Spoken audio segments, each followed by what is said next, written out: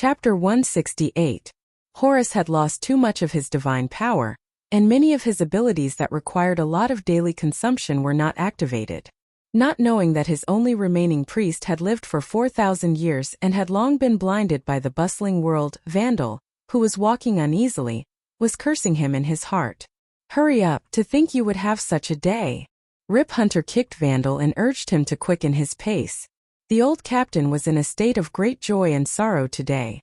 Initially, Thea's man-made nuclear bomb almost blew up the spaceship, which was a great sorrow. Now he easily caught the enemy of his life, which was a great joy. Without any scruples, Vandal was now so old that he didn't even need to buy a ticket to board the spaceship. He didn't have any intention of taking care of the old man and dragged him back to the spaceship like a sheep. The spaceship quickly took off. It had no choice but to take off. Horus was 10 meters tall and stood on the ground like an iron tower. Thea was also hovering at the same height, staring at him full of fighting spirit. These two could fight at any time and the ground was too dangerous. Is this a god? The Atom Man, who had been fighting with the giant robot, had been badly injured. Now that he had just recovered a little strength, he was helped by Kendra to the display screen to watch the news of the arrival of a god. This was not seen in Star City in 2017. And he looked at the tall and majestic Horus with some interest. It was unknown whether it was a coincidence or his gaze was too wretched. Separated by tens of thousands of meters and the spaceship's display screen, Horus's eagle eye quickly glanced at him, and there was a trace of divine power in his eyes. Ray Palmer was a purebred ordinary person. Although he was tall and handsome, it was useless in front of divine power. Even with so many obstacles between them, when the gaze fell on him, he was still instantly seriously injured. Poof! A mouthful of blood spurted out, and his whole body fell straight down. "Where are you looking?" Although Thea didn't know that her temporary teammate had taken a blow for her, she still seized the opportunity when Horus was momentarily distracted. This guy's divine body was too resistant to magic, and the preparation time of the magic beam cannon was too long. Thea could only do what she was used to doing, and she charged forward with her lightsaber. Fortunately, this wasn't a game. There wouldn't be any situations where warriors couldn't use magic, or mages couldn't fight in close combat. Thea didn't have any psychological burden for a mage like herself charging forward to attack. She gripped the 2-meter-long heaven-gathering cloud sword with both hands and stabbed forward. At first, Horus might have been afraid of the majesty of the gods, so he took a few of her attacks with his bare hands. The result of his carelessness was that he was pierced with 2 more holes. Helpless, he could only take out a golden scepter from the void. At the top of the scepter, there was an eagle spreading its wings ready to fly. Scepter of Horus? Sia's gaze couldn't help but be attracted to the scepter, but when she looked at it carefully, she was a little puzzled. The scepter was more than 8 meters long, and Horus wielded it with such vigor that it was airtight. Was this what Vandal was holding back then? He was 1.8 meters tall and wielded an 8.1-meter stick. The scene seemed a bit fake. Thea believed that artifacts could be big or small, but would Horus make his weapons smaller for humans? She knew the answer just by looking at how arrogant he was. Thea once again used her high-speed movement to aim her sword at Horus' head. Horus clenched the scepter with both hands and swung it in the opposite direction. With a crack, both of them used almost all their strength. The result was that Thea's sword and Horus' scepter shattered at the same time. The lightsaber shattered into pieces, and the scepter also broke in the middle and fell into the ground. Hey, Thea understood. This guy's scepter was the same as her lightsaber. They were both made with his own energy. Without her weapon, she quickly retreated. It would take a few seconds to condense the lightsaber again, but Horus' scepter could be condensed at will. Thea's control of energy was far inferior to these gods who had lived for countless years. Human powerhouse, do you want to see the distance between you and the sky? Do you want to know how shallow you are? Let me show you the authority of the gods. Horus did not rush to attack. His divine power began to spread in all directions. Wherever the divine power passed, high-rise buildings collapsed instantly, and asphalt roads broke. The high-tech city, which was full of modern atmosphere, almost turned into a sea of sand in the blink of an eye. From time to time, sand waves rolled, and some sand waves rushed to a height of 100 meters. Most of the residents in the city had blank eyes, and the modern clothes on their bodies were replaced by linen clothes. A few people who were still conscious looked at this scene in puzzlement, thinking that it was some kind of prank. There are so many stupid mortals, humph. Horace was very dissatisfied with those who still retained their own consciousness. In an instant he sent out countless messages. Those who were under his control all had their strength increased dramatically. In groups of 3 or 5 they knocked down those who were conscious to the ground. Occasionally, a few people who were in a semi-conscious state were washed by the divine power and lost their own consciousness, but most of the sober ones were beaten to death. What the hell? Thea watched the city turn into a sea of sand, and the former city's inland river turned into an oasis. Countless low bungalows rose from the ground, and the surviving citizens were all bare-chested and surrounded by sheets, kneeling and kowtowing to Horace. Was it really that exaggerated? Thea watched in horror as a building slowly rose from the ground in the center of the so-called city. It was a huge pyramid that she had never seen before. As it rose, the surrounding crowd showed a fanatical expression, and many people were so excited that they shed tears. Do you see? This is the power of the gods. Change at the fundamental level of things. This is a field that you can't touch. Horace looked at the fruits of his labor and was very happy. It was a joy that came from the bottom of his heart. That's more like it. Those messy high-rise buildings just now were too messy. If humans lived 100 meters in the air, wouldn't they look down on me, a god? This was not normal. Thea did see his so-called power of change. The city turned into a sea of sand, and the inland river into an oasis. Given some time she could also do it. It was nothing more than a few topographical changes. Turning the citizens into idiots could also be done with a large-scale suggestion spell. However, the changes of some animals made her a little frightened. She saw a few dogs turn into camels, and a kitten turn into a leopard. This was not a transformation spell that changed the appearance, but a fundamental change that she couldn't do. Not to mention the pyramid that was still rising. How did it change from invisible to tangible? All these questions made Thea a little confused. She was already preparing to retreat. Whether it was returning to her own timeline or continuing to hang around with the Legend Squad, it was better than fighting this non-human. Using her psychic power, she quickly found Rip Hunt and the others in the sky. She prepared to directly teleport into the spaceship. It was time for a new strategic change. Chapter 169. Miss Thea, these people, we have to save them. Isn't that right, Captain? Before Rip Hunter could say anything, the fat old man with a sense of justice spoke first. As someone who grew up under the banner of freedom and democracy, Martin Stein, who had lived for almost 70 years, couldn't accept the idea of brainwashing normal people into slaves. He was so angry that his lips trembled. After saying that, he turned to Rip Hunter for support. Didn't you say that we were going to save the world when you brought us together? You're not thinking of running away, are you?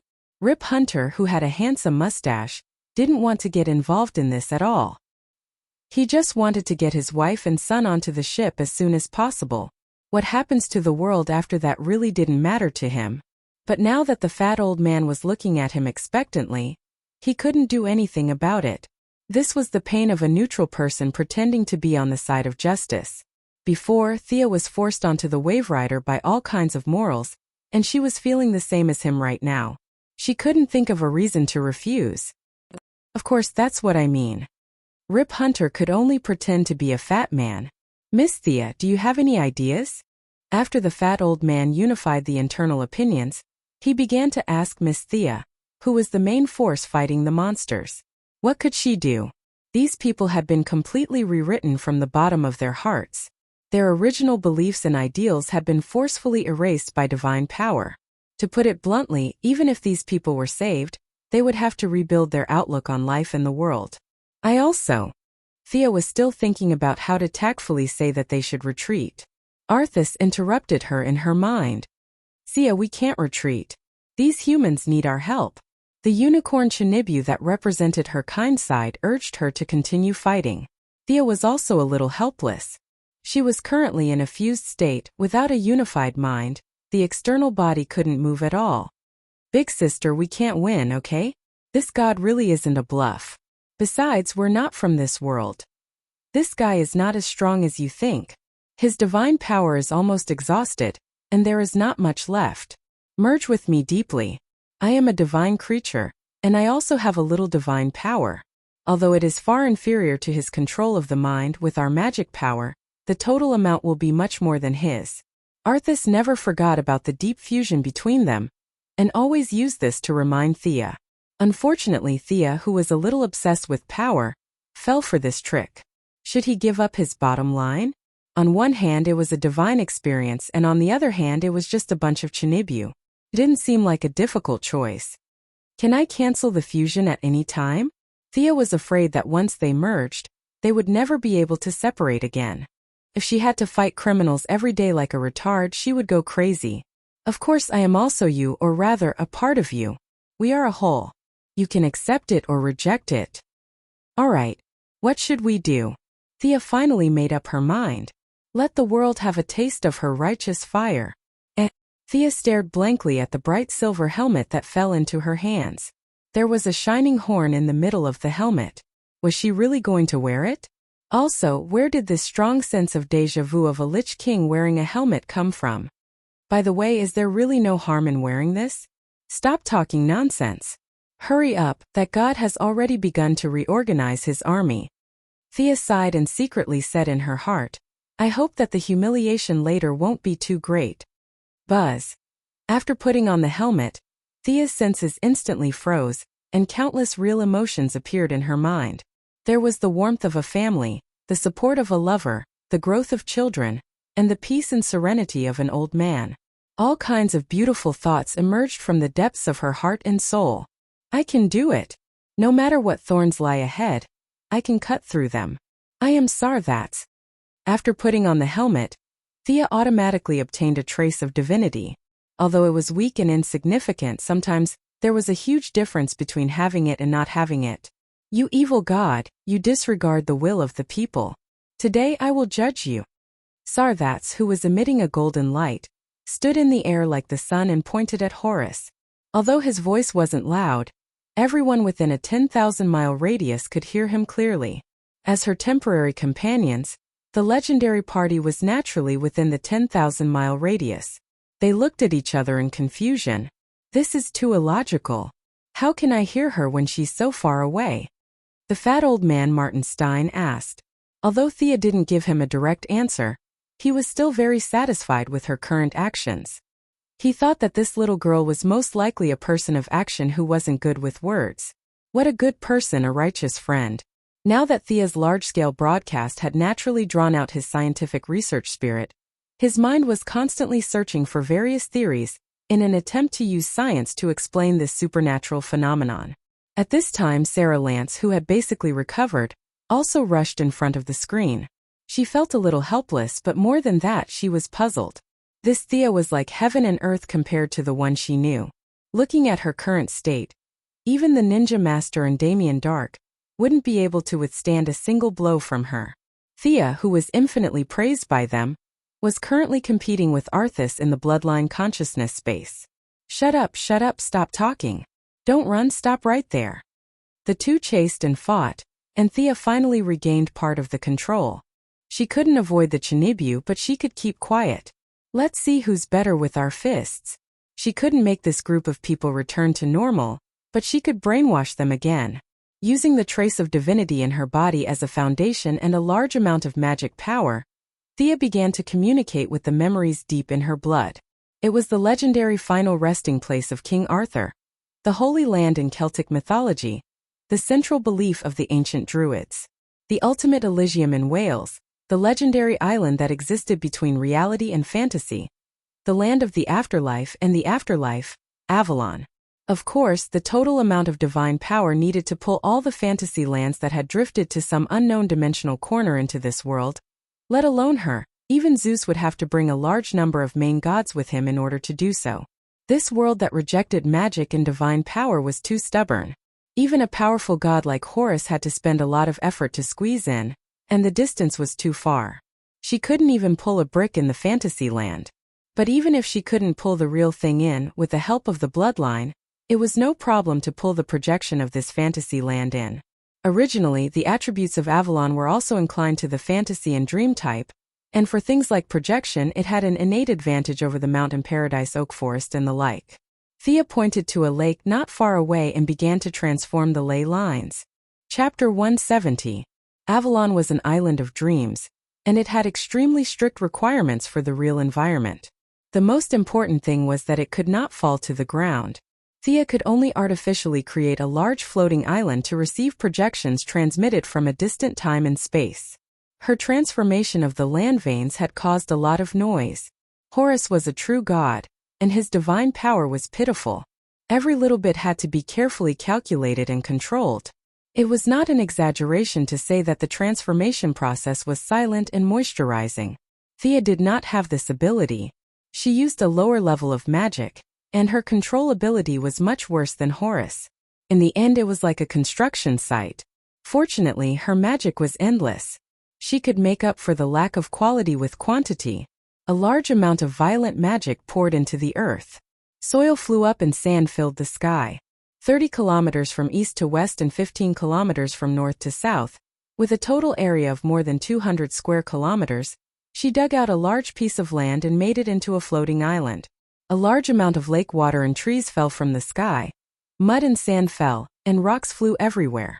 Thea's work was not small.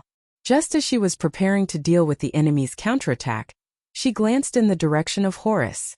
She was a little surprised, but it was reasonable. Horus looked down on human beings. Even if Thea was stronger, she was still an ant in his eyes. How could the pride of a god fight without declaring war? The god did not have any intention of sneaking an attack. He looked at her digging and making an island and nodded thoughtfully. Well, since you are not in a hurry, I don't have to be so hasty. Thea compacted all the land on the outer edge of the floating island. Otherwise, when Avalon came, the huge magic reaction would shake this load-bearing land apart. Everything was ready except for the east wind. Thea kept chanting, and this time the chanting was particularly long. The air was silent, and only her voice could be heard between heaven and earth. Boom! At first, the sound was very small, but as time went on, the frequency of the vibration became higher and higher. Even the pyramid that Horus had built was shaken, and a large amount of sand rolled down from the tower. Many brainwashed former citizens were also frightened by this invisible aura and looked around blankly. Just as Horus's huge eagle eye was carefully looking around. Come back. Avalon, the bronze-colored foggy island, the eternal fantasy land. Sia shouted. At this time she was crazily outputting her magic power. The azure magic power around her rippled, and the sound of a harp could be heard. There was also the faint cry of a banshee mixed in with it. The originally bare floating island seemed to be shrouded in a layer of foggy air. It was impossible to see what was inside clearly. Only through the gaps in the clouds could one see the scenery inside. There was a forest, a lake, and an illusory palace in the deepest part of the island. The people on the spaceship were completely dumbfounded. No science could explain this phenomenon. The Atom Man, who was seriously injured by the divine eye, was a bit like a cockroach. After receiving some treatment in the medical room, he was concerned about the situation on the front line and was now watching the battle with his injury. Looking at the huge island that Thea had summoned in front of the screen, as a die-hard fan of the Knights of the Round Table, he was completely dumbfounded. Even if he didn't know at first, Thea had shouted it out, and it was the kind of regional broadcast type. Avalon. Ray Palmer whispered, his heart full of the excitement of seeing his idol. Captain and everyone, I need your help to deal with this evil god. Thea's voice was transmitted in the spaceship at the right time. Her words were full of righteousness and kindness. Even Superman was at the same level as her. From any point of view, she was the representative of justice and the savior of human freedom. I'll help, Jackson, let's go. The fat old man, who had been influenced by liberal and democratic ideology, was the first to respond to her call when he heard that they were going to deal with an evil god. He turned to look at his partner. The black guy was actually a little scared. The scene was almost like the end of the world. After all, he was still repairing his car half a year ago. He had only seen such an exciting scene before in his dreams. But looking at the fat old man's determined look, if he refused, he would jump out with a parachute and a rifle. So he could only nod. The two completed the fusion and turned into the superhero Firestorm. Without saying goodbye to Rip Hunt, They flew out of the cabin door. I'll go help too. The Atom Man immediately put on his battle suit. Ray, your injury? Hawkgirl called him. It's okay. My battle suit has a life support system. It'll be fine. He hugged Hawkgirl and flew out with Firestorm. As for whether he was doing it for justice or to see his childhood idol, it was up to him to decide. Ray! Hawkgirl chased after him but couldn't catch up. She could only go back to the command room. She found Sarah Lance looking at her. Send me down. I'll go help too. This was the helplessness of an ordinary hero with no abilities or technological equipment. If they wanted to help, they had to ask others for help. Rip Hunt played dead again and the team broke up. He said awkwardly, "We'll all go. We're legends." Oh. The bad guys didn't ask for their opinion, and they didn't object. It was an honor to be able to personally experience such an epic battle. It was indeed epic. Horus had organized an infantry phalanx. He had also summoned many fantasy creatures. Several 3-meter-tall eagle-headed giants that looked quite similar to him were wandering behind the team. Thea's side also had a large group of knights coming out of the swamp, forest, and fog. They were all in bright armor and had different weapons. There were long swords, short axes, and chain hammers. The two chose to fight in this way at the same time.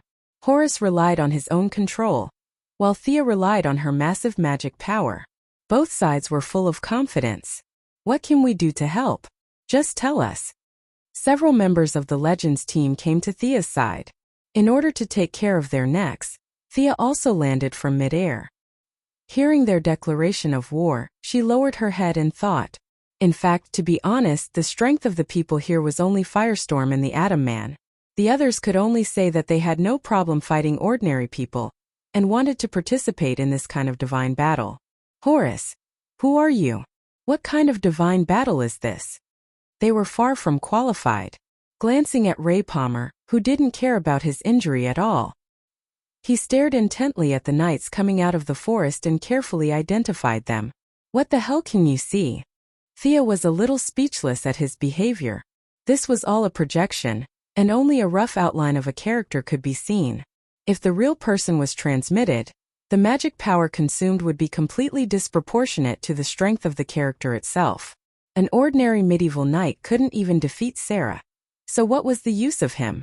She reached out and pointed at the Atom Man. Bursts of white light surged. I'll suppress your injury first. Let's go back and treat it. After waiting for 10 seconds, the Atom Man didn't respond at all. Thea covered her head. This guy didn't hear it at all. Of course, she couldn't pour cold water on their help. Thea thought for a moment and said, "How about each of you play a Knight of the Round Table? I'll attach their soul projection to you." Before they could react, the Atom Man, who was in a daze, suddenly became energetic. Really? Can I do it too? Why not? After all, the Atom Man was the second to support her, and he came with a serious injury. His spirit was too precious. Thea pondered for a moment, drew a black fog from the forest, and pointed at Ray. Knight Gawain, it's you. Chapter 171. Before Ray could understand what was going on, a cloud of black mist sprayed all over his face. It didn't take long for the fog to disperse. He was still the same person, but the frivolous and funny look in his eyes had faded a lot. His back, which had been hunched due to years of research, had straightened up. His entire appearance had changed greatly. Ray stood in place and kept moving his limbs. Soon he shouted excitedly, "I know swordsmanship now. I know how to use a spear." Haha. Thea face-bombed. He was still the same Joker. Thea could understand his excitement. This was a benefit. If Ray was in the game, he would have received a lot of cold weapon specialization notifications. This Joker was so obsessed with the Knights of the Round Table. This gift to him must be in line with the wishes of those heroes. Her magic was a dual-level spell. The caster had to make the initial selection. This was the first step. The combination of the hero and the main body was the second step. If the hero and the main body did not match, the skills obtained would be very few. It seemed that Ray met Knight Gawain's standards. He was also a Prince Charming, tall and handsome. Their attributes should be very compatible. Do you guys need it? Thea looked at the others. The effect was so good. She could learn so many skills in an instant.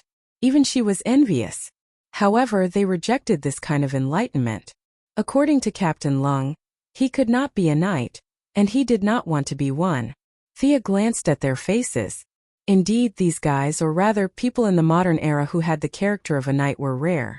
People who had seen too much would naturally lose their reverence.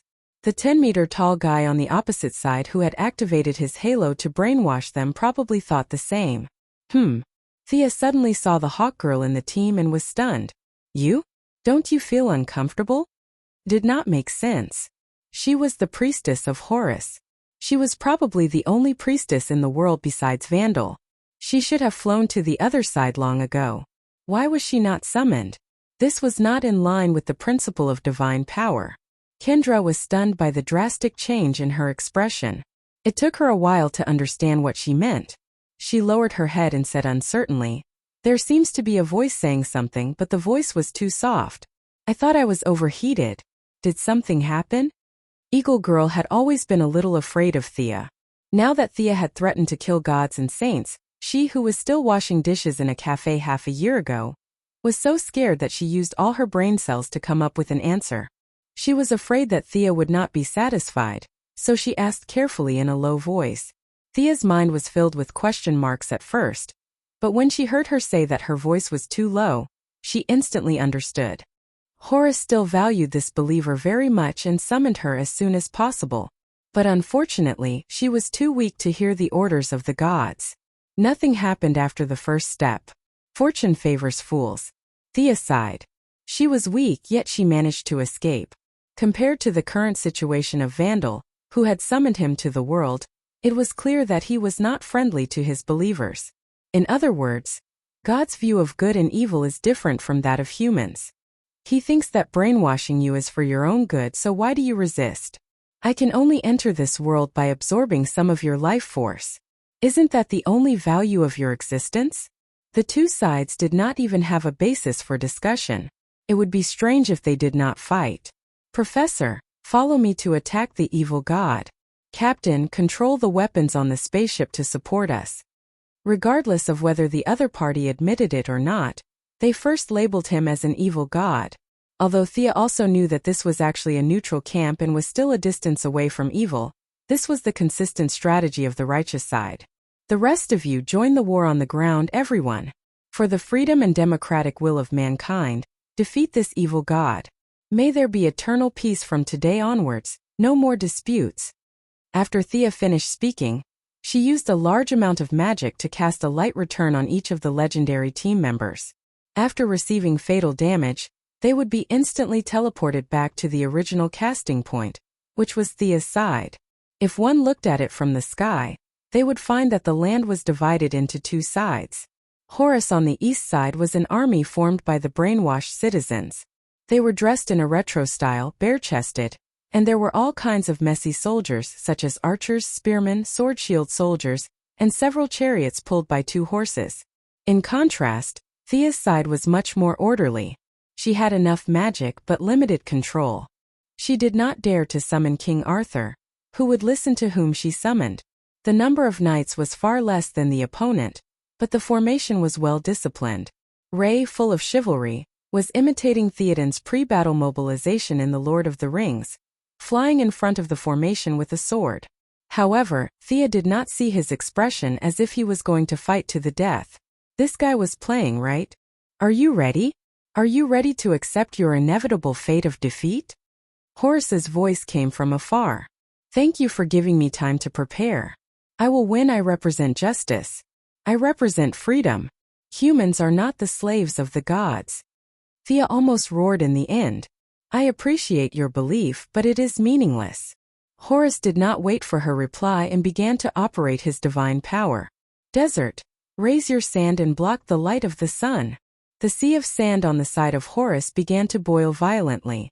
Large amounts of yellow sand were lifted up to a height of 1,000 meters and continued to rise higher and higher, covering the entire sky. Over 100 huge eagle men made of obsidian were the first to charge out. The citizens who were controlled also slammed their weapons against their shields and followed closely behind them with a menacing aura. Hey, this god is a little smart. He knows that my power is drawn from the sun, so he wants to cut off the source of my power first. Good idea, but how is that possible? Thea silently operated her magic, and her body rose straight to a height of 10,000 meters. Spirits of the wind in the sky, spirits of the earth in the earth, living beings in the sea, free will in the world, heed my call. Let light and justice protect this continent. Let the light of humanity illuminate this dark night. Let the world bathe in light again. The large amount of mana output caused countless elemental creatures to rush out from all directions and launch an assault on the tall eaglemen. Kill! Ray Palmer, who looked like a knight with a metal suit hidden under his knight's armor, led the charge. The rest of the knights also received the signal. They formed their usual wedge formation and rushed into the infantry formation opposite them. The two players did not make any further moves. Their minds were focused on the battlefield below. This was a battle of power and also a battle of faith. Miss Thea, the casualties are a little high, aren't they? Firestorm flew to her side and whispered. Thea glanced at them. Their strength is not bad. They can fly up 10,000 meters in the air. How can there be no deaths in a war? Only the fat old man would say such childish words. Actually, it was fine even if Thea died. They were all created by magic. She could just summon them again after they died, but the other side could not. Chapter 172. The two of them watched as Ray Palmer dodged the two javelins and smashed the enemy's head with his flail. Professor Stein, don't worry. Look to the side. I need Ray to help me open up the situation. Only then can we use this troop. Firestorm followed her finger and saw some green figures. These are the Banshees of Lake Avalon. They can help these people regain their sanity. Sia had been prepared for the fat old man to come looking for her, so she had already arranged an ambush. As for regaining their sanity, it was pure nonsense. Their original personality had been forcibly erased by divine power. Even Horus would not be able to recover, let alone a mage like her. Thea did not intend to recover. She directly used the Banshee's skill to charm them and brainwash them into having a free and democratic ideology. The fat old man was the top authority in science and technology, but his understanding of magic was based on stories he heard before he was 8 years old. Now that he heard Thea's words, he was relieved. While the two of them were talking, there were already many former citizens who had been brainwashed by Sia to come over. Thea did not have time to write a detailed memory for them. She only left a message that the other side was a slave system, the other side was a democracy, and the other side was stupid and rich. Immediately, many people who had brought their own spears and bows switched sides to Sia's side. The situation gradually became clear. Ray was charging in front to disrupt the enemy's formation, and the weak Banshees were desperately tempting and brainwashing at the back. On the other side, the obsidian eagle-headed man was evenly matched with the various elemental creatures. One side was almost immune to magic, and the other side was outnumbered. It was difficult to determine the winner in a short time. Horus looked at the battlefield with detached eyes. No one knew what he was thinking. Human, you underestimate the power of the gods. His eagle eye instantly looked at the great pyramid behind him. A ripple with a strange luster hit the top of the pyramid. With a loud bang, the pyramid, which did not belong to a human building, collapsed instantly. Thea naturally saw this scene. What was the meaning of this? Did they destroy their own building in the middle of a fight? This way of fighting is very mysterious. Are they trying to numb me? Soon she knew that she was overthinking. The Atom Man, who was charging at the front and shouting loudly, came to Thea's side in a yellow light. Of course, this did not mean that he had become a fast runner. This was the effect of the light return spell on him, which meant that he had been fatally injured. What did you encounter? She could see the tall pyramid from too far away, but now she could only see a layer of black things on the ground. Ray Palmer was a little panicked and gasped. It's beetles, a large swarm of beetles. The biggest one is as big as a calf. Sia looked over suspiciously. Wasn't this guy the eagle god? Was he not in the underworld god? How did he summon the underworld god's subordinates? The eagle-headed Anubis could explain, but beetles were not related to his divine title at all. But now there was no time to think about it. The enemy had come. The previous nights were almost completely wiped out. Many of the ones who had been brainwashed by Thea were also drowned by the sea of beetles. Thea could only organize the remaining knights to resist and remove the brainwashed citizens. She was now the representative of justice, so these superficial things had to be done well. Thea continued to cast spells. She could not afford to lose face like this. She was in full condition. She could not lose to a boss with only a little bit of health left. Since the enemy had begun to destroy her own building, she was not going to hold back. Thea's whole body emitted an extremely hot light. This was the energy in her body that supported the operation of the magic power. She could not care less at this time. She did not hesitate to sprinkle all the hot sunlight on the tall trees in the periphery of the fantasy village. The trees immediately began to grow wildly under her light. The giant trees, which were originally hundreds of meters tall, began to grow rapidly from their roots and branches. Some trees gradually broke free from the shackles of the earth and shakily pulled out their roots. Although slow, their steps were extremely steady as they walked out of the jungle. "Fight!" Thea ordered the Ents. At the same time, she urgently summoned a group of knights to resist the attack of the Sea of Beetles. When the Ents took over the eagle-headed Anubis, she let the elemental fairies deal with the beetles. With her continuous mobilization, the situation barely returned to balance. Thea panted heavily. She had consumed so much magic that her forehead was full of sweat. She looked at Horus in the distance. "Why can't I see this guy's consumption? He's overdrawing his divine power." "Don't worry." Arthas' words did not make Thea feel relieved. Regardless of whether he was overdrawing or not, they could not hold on any longer. If the other party used 1 point of divine power, Thea would have to use 100 points of magic power to resist. She had been building infrastructure and pushing the troops for such a long time. Her magic power, which she thought was endless, was about to run out. The situation in the field could not be said to be good or bad. Although the giant Ents were powerful, the eagle-headed Anubis were not to be trifled with. The two sides fought until the ground shook and the mountains shook. The elemental fairies were still a little tired in the face of the endless sea of beetles. They could only use continuous self-destruction to buy time. The Atom Man returned to the spaceship to seek comfort from the Eagle Girl. It seemed that the narrow escape from death had frightened him. Firestorm had been desperately firing at the beetles in the air, but for the sea of beetles that covered the ground, his damage was almost non-existent. "Last hit, if it doesn't succeed, I'll run." Thea felt that she had done her best for the free world of 2166. If she could not win, there was nothing she could do. At worst, she could come back after she had mastered her magic power. After unsummoning all the knights in the field, she finally got some magic power back. After thinking about it, she directly replaced Avalon and all the banshees with a summoning circle, summoning a stronger creature on the original basis.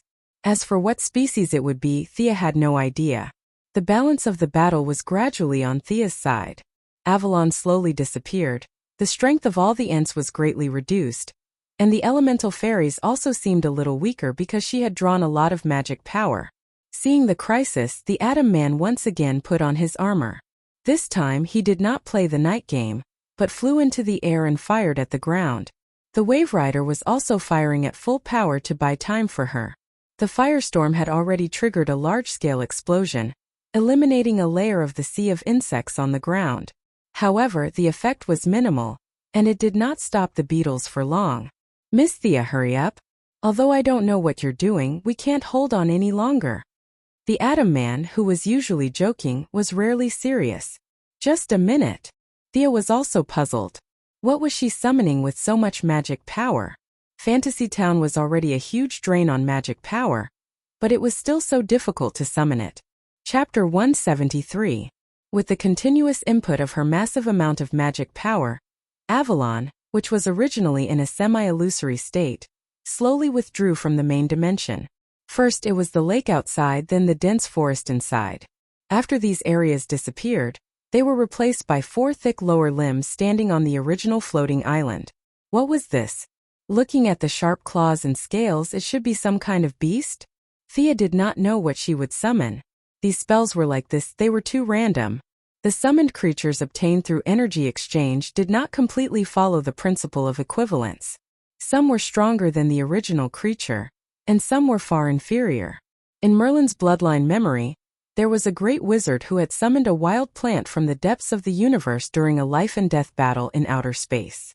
He had expended a lot of effort to summon it. At first, he was quite happy because this thing's energy reaction could easily slay gods and demons. However, he died after a while because although this plant was powerful, it could not move. This shortcoming directly killed the great wizard.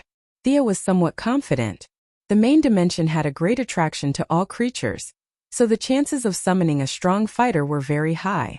The glory of Avalon finally disappeared from this world.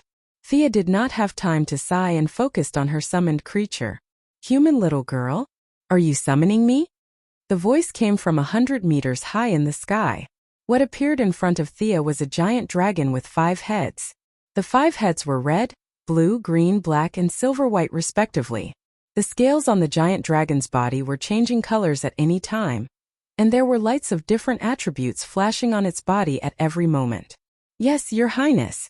May the light of your wisdom always shine on this long night, and may the order of the night break the peace before dawn." She was so polite, but it was not because she suddenly became polite. Thea's heart collapsed a little at this time. This was a great god, one of the lords of a small world in the distant universe. The Dark Dragon Queen Taxis. This dragon was also known as the 10,000 color Void Dragon. Of course, with Thea's power, even if she used the fantasy village, she still wouldn't be able to summon a main god. Not even a main god from a small world. Perhaps it was because of the fantasy village's illusory nature, and Thea's power of time that her summoning transcended the river of time and space, summoning a younger version of the 10,000 color Void Dragon that had yet to become a main god. Fortunately, it was the Queen of Darkness who had yet to become a god. If a main god had descended, it would have been a huge problem. The gods of this world had all been taken away by the twilight of the gods. It was now the era of mortals. Moreover, in the year 2166, the few mortals who could fight had all died of old age. A main god's power would have no problem sweeping through this place. Thea had originally thought that it was a dragon when she saw the 4 limbs and wings. She even had the idea of becoming a dragon knight, but she instantly dismissed that idea when she realized that it was this big sister. What a joke, right her? A fireball mixed with energy would instantly kill her. Fortunately, the dragon queen that was summoned was a younger version. Her strength was only at the level of a demigod, and she wasn't as temperamental. She was at an age where communication was still acceptable. Another god, huh? No, not yet. Horace, who was not far away, naturally saw the changes here. First, he was really shocked. He had never seen the Dragon Queen before, but that power was not fake.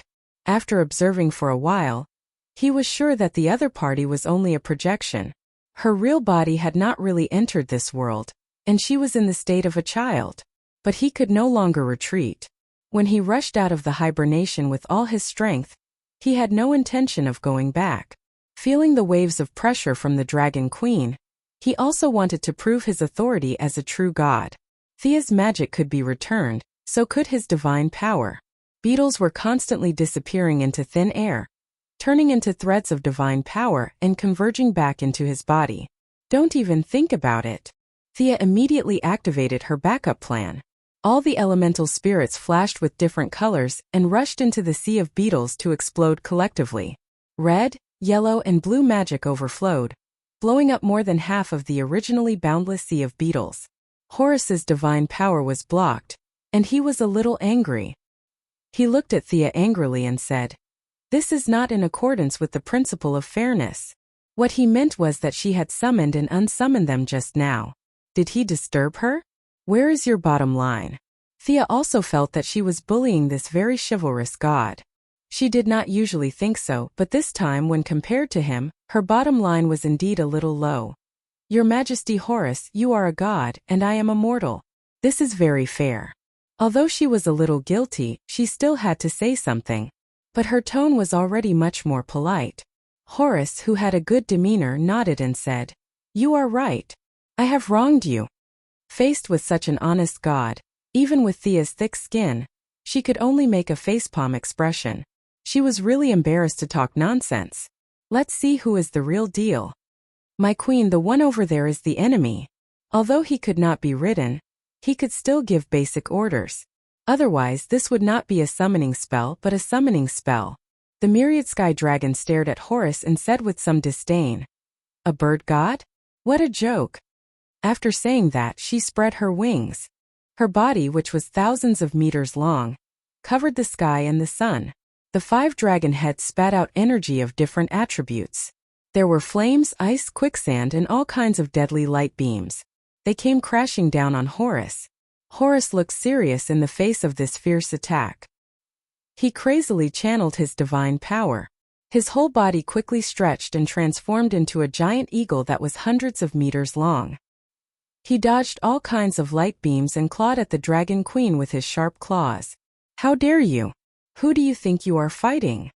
The dragon queen's 5 heads cooperated skillfully. 3 of her heads spat out fireballs, icicles, and sandstorms to resist Horus's sharp claws. The remaining 2 heads each spat out a light and dark energy. She used a very clever method to mix them together. Taking advantage of the moment when Horus swooped down, she shot at his chest. Boom! The earth-shattering explosion sent Horus flying thousands of meters. A big hole was blown in one of his iron wings. Sword-like feathers fell to the ground. Why didn't this guy drop any divine blood? Thea, who could finally do something, had been paying attention to the battle. The Dragon Queen's reputation was not exaggerated. She had the strength of a demigod, but she could suppress a true god. This was a classic example of challenging someone of a higher level. Thea could only admire her. Now that she saw Horus injured but did not see any divine blood, she was a little confused. She asked the sleeping unicorn in the space. He should be out of divine blood. He only has a little power left to maintain his transformation. This god is going to fall. Arthas's tone was a little sad. In order to come to this world, Horus cut off the connection with the god's resting place. If he died here, he would really die. Thea did not care about this problem. She summoned the owl and pointed at the place where the feathers fell. Go and pick them up. Maybe they can be used as arrows in the future. These fell from a god's body. Chapter 174. Thea ignored Arthas' look of disdain. This guy doesn't know anything. Arrows made from these things are still very powerful. After all, when we return to the original time and space, we still have to rely on our old skills to survive. The Dragon Queen Taxi's attacks became more and more rapid. The mixture of fire and ice, the mixture of light and quicksand, from the initial mixture of 2 elements to 3, and then 4. Her understanding of the mixture of magic and magic had surpassed all known mages. This killing method that Thea couldn't name repeatedly inflicted heavy damage on Horus. Every time Horus was heavily injured, the eagles around the battlefield would collectively wail. The sound was so miserable that it made people cry. One of Taxi's dragon heads looked at these birds coldly. She didn't seem to be chanting any spell, but an invisible shockwave swept across in all directions, killing all the birds within a radius of 10,000 miles. They fell from the sky like dumplings. Even the owl summoned by Thea was implicated. Just as she wanted to summon it again, Taxi's cold voice came. Those are my spoils. The voice was indifferent, but it was not to be refused. Thea was depressed. What does this mean? Does this mean that you plan to pack up and take away the last god? This kind of evil nature is too difficult to communicate with. Thea had no choice but to endure it. This was like casting a movie. The director and producer had the final say when choosing the actors, but when the cast was selected and you couldn't suppress the lead actor, then the lead actor had the final say in the cast. Thea was now the poor director who had to choose a big name as the lead actor. Since she had no right to speak, she would just watch her performance. The Dragon Queen's future divine position was neither light nor darkness, and it was not an element. What she liked was the broad field of chaos, time, war, and so on. The one that was summoned was far from the stage of igniting the divine fire. Although the attack was fierce and Horus was forced to retreat, she really couldn't take down this existence that had been a god for countless years. With a loud bang, Horus mustered all his remaining strength and sent the mountain-like taxis flying with a single wing. He landed on the ground and transformed into his human form. Kneeling on one knee, he silently chanted an unknown language. Thea, who had a tiny bit of divinity, could understand it. This was the divine language, known as the supreme language between heaven and earth. It could communicate with countless planes, space, and time. Great Father God Osiris, please abide by the ancient agreement and give me the power to protect the order. The voice was bitter but firm. "Horus, my son, according to our agreement I will give you power. However, the eye that you have placed with me will no longer belong to you. Are you sure?" The entire world was completely oblivious to this voice, but a few divinities could hear it. The fearless dragon queen could not help but take a step back. Thea was confused. Who was this? Osiris, one of the 9 main gods of ancient Egypt, the handsome and cool god of the underworld. The current god of death, Anubis, was his eldest son. Horus was the second son of his family. How did this guy come out? Although Taxis was also known as the main god, that was in her future, not now. In fact, even if she was, her future would not be as good as this god of the underworld. Her world was too small, and Osiris was the god of the main plane. One was the future village chief of a foreign village, and the other was a retired senior official in charge of human resources. It was clear who was stronger and who was weaker. Fortunately, the retired old cadre had no intention of coming in. After confirming Horus's will, he disappeared as if he had never been there. With his departure, the earth seemed to come alive. In the violent shaking of the earth's crust, a large amount of yellow energy gushed out from the depths of the earth and rushed into Horus's body. Many of the energies were extremely heterogeneous. This god did not reject them at all. He did not care that such absorption would destroy his foundation. Quickly attack him. He is absorbing power from the underworld. Taxis was relying on the fact that she was a woman, or a female dragon. She shouted at Thea and did not care about her face at all. She spat at Horus, who was still absorbing energy. This kind of enemy was taboo to watch when they were in the stage of gathering energy. Thea naturally did not intend to let him go. She gathered energy between her fingers again and pointed at Horus, who was surrounded by the yellow energy shield. Pa! Pa! The bright golden beams of light struck Horus's defensive barrier, causing it to flicker, as though it would shatter at the very next moment. Thea sighed. This defense was very strong and solid. It was just an illusion that it would be broken immediately. As long as it was not broken directly, it could be restored in the next second. Divine power was very pure. If it could succeed, then so be it. Unlike magic power, which required a lot of nature changes, concealment and conversion, divine power did not have these things at all. It was simple, direct, and domineering. This was the fundamental difference between the two. Thea returned without success, but it did not mean that Taxis also had no success. She could not defeat retired cadres, but it was not a problem to deal with a second-generation official who did not inherit the family business and resigned to go to sea.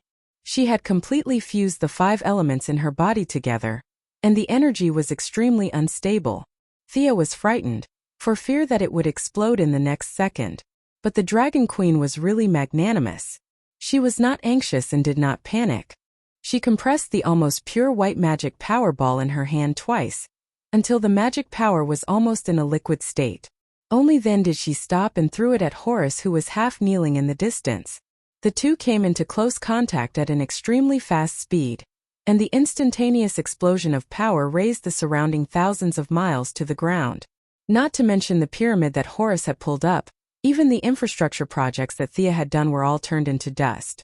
The Wave Rider was also blown thousands of miles away. Rip Hunt only had time to tell her to be careful, and then the two sides could not contact each other. Thea was also blown back hundreds of meters by the aftermath of the energy. She tried to stop herself and watched with rapt attention. The smoke dissipated, and Horus slowly stood up. At this time he could be said to have changed a lot. His originally well-muscled body had become extremely rough, and there was a trend of deformity. His legs were disproportionately large, and his upper body seemed to have shrunk a little compared to before. His huge eagle head had also changed from white hair to red hair. His sky-blue beak seemed to be covered with a layer of thick ink. From time to time, corrosive liquid dripped from the corner of his mouth and fell to the ground, melting into a deep pit. The left eye that he had taken from Vandal had completely disappeared, leaving only a terrifying hole. The only thing that hadn't changed was perhaps his right eye. It was still so arrogant and able to see through everything, but the fatigue in his eyes couldn't be concealed. Stupid guy. In order to recover his strength, you actually gave up your godhood. Horus' transformation did not scare Taxis away. The 5-headed Dragon Queen carefully looked at him for a while and made a contemptuous comment. Yes, No, it's me. I'm no longer a god. I've given up my godhood. I'm no longer the guardian of the pharaoh. Without the pharaoh, the world doesn't need me. What else can I do?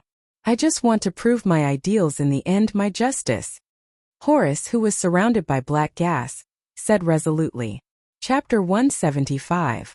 A god who came down from the throne. Haha. I need your power so much. Let me prove to you that you are on the wrong path. Taxisis's 5 dragon heads were laughing, and it could be seen that she was really happy. She did not expect to meet a fool when responding to a random summon. Just to prove her own ideas, she did not want to be a god and took the initiative to retreat to the level of a demigod. Horus was the second son of Osiris. His elder brother Anubis had long wanted to take over his father's priesthoods, so he had no choice but to start from scratch. In his long life as a god, he also pieced together a few priesthoods, namely Sky, Guardian and War. Guardian was his main priesthood, and the rest were all scattered. Take War as an example. War had a special god, and what Horus had only gave him the qualifications to inherit it. There were 7 or 8 other gods with the same qualifications. The god of war died in battle, and only those who were somewhat related to war could inherit the priesthood of war. Taxisis was not interested in Sky Guardian, but she was a little envious of War. This was one of her main priesthoods in the future. She could only say that she was very lucky to be able to come into contact with it in advance as a demigod. The idea was wonderful, but the reality was that she could not defeat Horus at this time. Although both of them were demigods at this stage, she was just a projection into this world. Horus was the real Horus, and he was in a dark state with full health and mana. Although she was slightly better in combat skills, she could not compete with him now that he had more health and mana. Little girl, come and help. I'll give you a share of the spoils. Taxisis was still very generous, and she called Thea from afar. Sia was now trying her best to communicate with the unicorn. She had no choice. This cute pet did not like the evil dragon queen no matter how she looked at it. Sia was afraid that if she was distracted, the dragon queen would control her body and rush up to her for a whirlwind. At this time, when she heard the dragon queen's call for help, she quickly comforted the unicorn in her mind, fearing that the unicorn would do something that would hurt her and please her enemies. Humph! After obtaining the unicorn's silent approval, she flew to the dragon queen's side and bowed slightly. She spoke in a tone that was neither close nor distant. My queen, I will assist you. Focus your attacks on his head. He is no longer a divine body, he will be injured, he will die. After saying that, Taxi swung her tail arrogantly and went up to meet the attack. TSK. Thea pursed her lips. Of course you don't hit people in the head. How stupid would I have to be to hit his feet? He wasn't Achilles. Although she was slightly displeased, she still followed up with an attack. Actually, it was just a ranged attack. Close combat would be slightly dangerous. Looking at Horus, who was covered in black mist and surrounded by a dark aura, it would be best to avoid touching such a thing. With Taxis as the main force, she happily took up the promising job of long-range DPS. The Dark Dragon Queen went all out at this time. Her combat talent and combat awareness were far superior to Horus, who had never fought seriously before.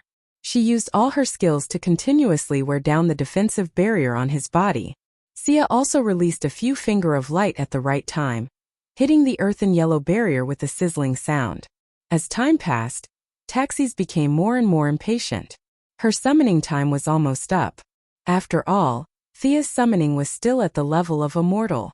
Summoning a demigod of her level, her existence time was rapidly passing. If it wasn't for her main body desperately maintaining the channel in another world, she would have been sent back. Damn it! Taxis then spat out several mixed light beams at Horus's defensive shield. Of course, she was not worried about the world being ruled by the evil gods. She just felt that the duck in her hand was about to fly away, and she was not happy. Little girl, do you have any other moves? In desperation with her pride, she could only try to ask this mortal for help. Although she was a very strong mortal, the light aura on Thea's body had always made her uncomfortable. In the end, she really had no choice but to ask her. Of course, Thea still had one move that she did not use. She believed in the principle of keeping a backup plan and not revealing it until the end. Using special magic to transmit her voice to the Dragon Queen, When Taxis first heard her words, her 5 dragon heads and 10 dragon eyes instantly stared at her with a vivid expression, as if she was pondering whether to eat it raw or roast it with fire. But after constantly weighing the pros and cons, she finally gritted her teeth and made a decision. She nodded and motioned to Thea. "Come on. I'm going all out today." Thea couldn't wait to look up to the sky and laugh. What did this mean? A dragon knight and a future main god. If she wanted to express her current mood, she could only use the word awesome to describe it. She chanted a spell in a low voice. She needed an enlargement spell, and at the same time the Dragon Queen also shrank her own body size. Thea grew to 10 meters tall, and the Dragon Queen shrank to 300 meters. "My queen, I'm going." Thea took advantage of the situation and even pretended to be obedient. She was very happy. The expressions of Taxi's several dragon heads were different, but they were all unhappy. "Come on, Arthas." The two in their consciousness synchronized again. This time they needed to fuse the ultimate weapon of the unicorn. The horn had a powerful anti-magic function, and it was the weapon of choice to deal with Horus, who was wearing a turtle shell at this time. The horn was usually long half a meter, but it was too small for this kind of size. The two of them combined a part of their magic and created a 40-meter-long sword. No, it was a long spear. Thea flew onto Taxi's back and put the dragon spear between her red and white dragon heads. There was no other way. She had too many heads and it blocked her vision, so she had to bear with it for a while. The Dragon Queen was also very uncomfortable.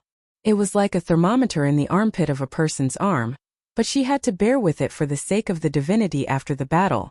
The next scene was a little strange. A righteous knight with a long spear rode an evil dragon to deal with the demigod of the neutral camp. "Your Majesty Horus, give up. Your eternal life should not be wasted here." The unicorn said this while controlling Thea's body. She had always felt sorry that this original true god was going to fall here. "Young humans, come on, I have no regrets. I'm very tired. Even if I die today, I won't hate you." Horus's voice was full of fatigue. Although his body was protected by a protective shield, his insides were almost collapsed. It was not that easy to dethrone himself. He had sacrificed much more than Thea and the others could see. This guy can see that there are two of us? In the space of consciousness, Thea chatted with the unicorn in surprise. "Nonsense, that dragon can see us too. You really have no common sense." The unicorn was still dissatisfied with working with the Dragon Queen, and despised her for no reason. Chapter 176. Thea didn't want to ask all kinds of questions. It would make her seem ignorant and shallow, but she really had no choice. These magicians were all elusive. The swamp monster did mention Madame of Xanadu, but where did this person live? That big guy didn't say. Madame of Xanadu was obviously an internal title. Thea couldn't go to the TV station to post a missing person notice. Her subordinates were also unreliable. She couldn't ask the Owl Court to send a few claws to look for her, right? The claws who received the order must have a confused expression. There was no photo, no address, not even a real name. It would be a miracle if they could find her. "Little girl, hold on tight." Taxis interrupted her thoughts at the right time and began to climb higher. Thea could only hold on to one of the dragon's heads tightly. She didn't have the courage to make a saddle and put it on the dragon's back, so the current riding method was extremely primitive and crude. In fact, there was also the advantage of her female identity. If it was a man who wanted to ride the Dragon Queen, let him try. In 1 minute it would be digested in 3 minutes, and it would turn into feces in 5 minutes. Hula! Hula! The dragon's wings flapped violently, and soon it had stopped at the highest point. "Are you ready?" One of the dragon heads turned back and asked. "Come on, Your Highness." Thea stared intently at Horus's empty eye socket. That should be the only flaw in his body. Taxis quickly turned around in the air. Her movements were vigorous and full of the beauty of power. Her wings kept flapping behind her, accelerating her speed. Thea could only hold on to the dragon spear tightly. She didn't intend to add any buffs to the Dragon Queen, not to mention the dragon's natural magic immunity skin. The other party was a top master in the field of magic. She could just forget about her self-taught skills. Horus also noticed their full sprint. After absorbing too much power of the underworld, he had lost the ability to transform into an eagle. He could only stand quietly on the ground and prepare to deal with the next thunderous attack. At this time, Thea and Taxis had already turned into a bolt of lightning. and the huge kinetic energy and acceleration allowed them to pass through a white fog, accompanied by a loud sound, and with the momentum of Mount Tai, they rushed down towards Horus. 5,000 meters for 1,000 meters. As the altitude continued to decrease, Thea's heart also jumped to her throat. This was slaying a god. Although this person was a little silly and took the initiative to drop a level, it was still very worthy of praise. Since ancient times, how many people had been able to do this? Thea only hated that her friends on the Wave Rider hadn't flown back yet. It was a pity that her heroism had fallen to the point where no one could appreciate it. As the distance between them grew closer and closer, Horus's strategy was very simple. He would avoid attacking them from the front and attack from the side. Sia and the others, on the other hand, were to kill him with all their might, regardless of everything else. Both sides were competing in terms of vision, speed, and strength. Perhaps there were also some small tricks mixed in. 800 meters. 500 meters. Raise your spear. Taxis shouted sternly, and Thea also raised her spear with all her strength, concentrating all her energy on this spear, hoping to kill him in one shot. One person and one dragon had their backs to the rising sun, breaking through thousands of miles of clouds, and with the belief to challenge the true god, they slammed into the giant below. When the distance between them was less than 20 meters, the two sides could already see each other's expressions clearly. Thea was determined and full of vitality, while Horus, on the other hand, was lethargic, with reluctance and relief in his eyes. We have the upper hand in terms of momentum. Thea was overjoyed. She raised the spear in her hand and aimed at Horus' head from afar. The spear's movement seemed as fast as lightning, but in Horus' eyes, this speed was just as so. If he was still in the true god state, he would directly grab the spear and decide whether to fight or kill the enemy, but now that his realm had fallen greatly, he couldn't take such a risk. He aimed at Thea's shoulder and arm, and the moment she raised her spear, he determined where the opponent's attack would land. Horus had already seen that there was something wrong with her spear. It was as white as jade with a spiral pattern, and the spear tip flashed with an inexplicable aura. He felt that even if he was still in the divine rank, he would still be injured. At this time, he was even more unwilling to take it head-on. The moment the spear tip touched the protective shield, he hurriedly dodged to the right. He dodged. Horus was overjoyed. Unbeknownst to him, Thea was also shouting in her mind, "We fell into a trap." Back when they were in the sky, they had already communicated with each other. Although Horus's power level had dropped, he still had his experience. Since they were so blatantly trying to pierce a hole in his body, Horus was no fool. He would definitely be able to guess that they had an anti-magic weapon in their hands. This required them to play a little trick. Fortunately, whether it was a person or a dragon, they were both women who were born with the talent for acting. Thea's acting skills came from her mother, Moira. Although Taxis had little experience, she had lived for a long time, so she could be considered a model of self-taught. The two cooperated very well for the first time. Thea's focus and the Dragon Queen's ruthlessness successfully deceived a former true god. The spear that they had been holding properly was actually a fake. It was simulated by the Dragon Queen with her own exquisite magic. But to be afraid of being seen through, she added a large amount of time magic from Thea's original body to the tip of the spear. Anyone who used time would know about it, even the gods would stay away from it. Horus felt that it was not wrong to calculate that it would be a threat to him. After Horus tilted his head to avoid the fake spear, Thea immediately let go and shrunk her body to return to normal. She picked up the real 2-meter-long spear that she had been hiding behind her, and suddenly jumped down from the dragon's back. With the help of the powerful inertia and speed, under Horus's horrified gaze, she gathered all the strength in her body and fiercely stabbed at his left eye socket. The sharp tip of the spear encountered some resistance at the outermost layer, but as the tip of the spear flashed with silver-white spiral ripples, the golden shield was visibly shriveled. A large amount of divine power was separated from the shield by the unicorn's horn and returned to the most primitive magic crystals, dissipating into the air. The initial resistance was great, but as the tip of the spear continued to penetrate, the sense of delay became smaller and smaller. Finally, Thea broke through the golden shield, and the tip of the spear finally arrived in front of Horus with her strength. At this time, Thea had completely abandoned her defense and held the spear with both hands. Time seemed to have lost its meaning at this moment. The 13 eyes of the 3 people, dragons, were all watching her movements. The sound was neither crisp nor loud, but Thea knew that she had done it. She had killed a demigod with divinity with her own hands. Although this achievement could not be replicated, she was proud enough to add the title of God Slayer to herself. Horace, who was stabbed by the sharp dragon spear from his left eye socket to the back of his head, screamed and fell to the ground.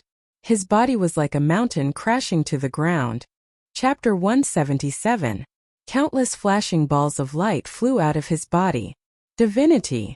Taxis was waiting for this moment. Her 5 heads, 2 front claws and tail began to plunder frantically. What elegance, calmness, and delicate movements had all disappeared. The Dragon Queen was like an auntie at a discount stall, grabbing this in her hand. The azure divinity is not bad, take it. That, the dark black divinity of the underworld, slightly worse, but it is also faded with me. Retired old cadres dare to come to our village to find me? I will kill him. Others may be afraid, but I am not afraid, I will take it. After her frantic plundering, she took away nearly 50% of the scattered divinity, most of which could be directly absorbed by her. The remaining 30% dissipated into the air, and only 10% was absorbed by Thea. Or rather, it was absorbed by the unicorn in her body. Why is this thing ignoring me? What kind of personality does Thea have? How can she not take the benefits that are right in front of her? Regardless of whether it is suitable or not, she will take it first. But no matter how hard she tried to grab it, the balls of light flew away around her without stopping, not even bothering with her. This made her extremely unhappy. Isn't this discrimination? Is there anyone who is reasonable? When a few balls of light automatically entered her body, she was very happy, and countless thoughts emerged in an instant, such as igniting the divine fire, taking charge of the divine position, and walking to the position of the supreme God. But she was not happy for more than 2 seconds. Seeing the balls of light circling around the unicorn, she knew that she was thinking too much. The unicorn turned a blind eye to her frustration, and happily absorbed the essence of the balls of light. Looking at the Dragon Queen and the unicorn in her body that was in a cultivation state, Thea curled her lips. Both of you are ignoring me. I am going to open the corpse. Do you think that I wear red every day is fake? I will let you see my lucky hands. But after walking around Horace's body, she found that she was a little helpless. This guy was too poor, his upper body was naked, and there was only a linen cloth covering his lower body. It did not look like he had any equipment. What? Take away the linen cloth? Thea felt that she did not have such a heavy taste. Furthermore, Horace's transformation was quite serious. His entire body was somewhat deformed. Sighing, I'll take my share first. Casting a magician's hand, an invisible giant hand grabbed at Horace's right eye, but it didn't move at all. It didn't move at all. She felt a little awkward. She had wanted to act gentler and less impatient, but this fellow's body was really sturdy. Thea could only do it herself. She walked to the side of the corpse. No matter what, Horace was a good opponent. Thea mourned for him for a second. She still had to take what she needed to take. She had spent a long time casting spells but still couldn't take out the eye. Thea rolled up her sleeves and prepared to use force. These eyeballs are really big. Horace was 10 meters tall, and his head was more than 1 meter tall. Including his long beak, it was more than 3 meters long. She pulled out Thea's anti-magic spear from her left eye socket. Her right eye was still shining, but it was getting darker and darker. Just the part of the right eye was the size of a square table. How was she going to take such a big eye back? The Atom Man's nanotechnology must be ineffective on it. Thea thought about how she looked like carrying a huge travel bag and felt stupid. But anyway, she had to get it first. She had made a lot of mental preparations in advance, but she did not expect that as soon as her palm touched Horace's right eye, she felt that the delicate balance was broken. Horace's right eye seemed to have been turned into sand, and it turned into fine sand that flowed down from Thea's fingers. What the hell? Thea immediately turned back to look at taxis, wondering if she was the one who did this. If you don't want me to take it, just say so. The Dragon Queen was stunned by her angry eyes. Can't you see that I'm busy? Looking carefully at the scene, she suddenly realized. His eye chose you. You're lucky, but you can take your share of the spoils. After that, without waiting for her reply, Her long dragon tail rolled Horace's body under her and she sat on it. The meaning was clear. The rest was mine. Thea was a little speechless when she saw her anxious look. She lowered her head and pondered. The Dragon Queen's words were simple and clear. Horace, I chose her? Did this mean that it was her eye? She touched her eye socket. It was still her eye, but her field of vision had become extremely wide. Other abnormalities could not be seen for the time being. There were no bloody things like gouging out or changing eyes. Considering that the Dragon Queen was such a big village official, she would not lie to a small shrimp like her. She probably was not lying when she said that her eye was on her. However, Thea originally intended to put it together with Horace's orb to see if it could form a set. Now that it had become her eye, she immediately gave up the original idea. Even if it could form a super artifact, she would not gouge out her eye. Perhaps it was because the Dragon Queen had fought side by side with her before, but the unapproachable aura around her had dissipated quite a bit. The 5 dragon heads scanned the battlefield from 360 degrees. Whenever they found the fragments that Horace had dropped during the previous battle, they would immediately fly over to pick them up and keep them in a small pocket. This should be a space bag, right? Thea looked at it enviously. This technology had long been lost in the main world. She really wanted one, but she knew that she did not have any bargaining chips now. She could only watch the Dragon Queen loot the battlefield. After a full 10 minutes, taxis finally scanned the entire battlefield from all angles. Unless there was a protagonist with extraordinary luck, there would not be anything left in this battlefield. She wrapped Horace's body on the ground with a piece of purple cloth, licked her lips and waved at Thea excitedly. I've remembered your spacetime coordinates. Call me next time. Carrying the big bag, she drew a light curtain on the ground and the entire dragon flew in happily. So urgent. Thea could not help but complain. Will this dragon eat Horace when she returns? In her mind, the cartoon version of the 5-headed dragon sat upright with a scarf around its neck, knife and fork in its hand, and a braised eagle on the table in front of it. As for calling you next time, Thea chuckled. Who would dare to call you when the battlefield was so clean? Fortunately, she was basically a bystander in the later stage. She only contributed the last blow and got the best eye and the 4 drops of God's blood. When she pulled out the gun just now, the tip of the gun also had 2 drops, making a total of 6 drops. This was God's blood. Whether it was for personal use or as a gift, it was high-end and classy. Thea asked the unicorn. The blood was also useful to her, but it was not suitable for her to absorb too much. 3 drops were enough. Thea considered taking the remaining 3 drops back for Old Ma. Maybe he could also successfully awaken his bloodline? Thinking about Malcolm, who knew magic, seemed to be quite interesting. As for Moira, she would have to see the effect of the god's blood. If the human body became 30 years younger after absorbing it, she would not dare to give it to her mother directly. The eyes of the people in the United States were poisonous.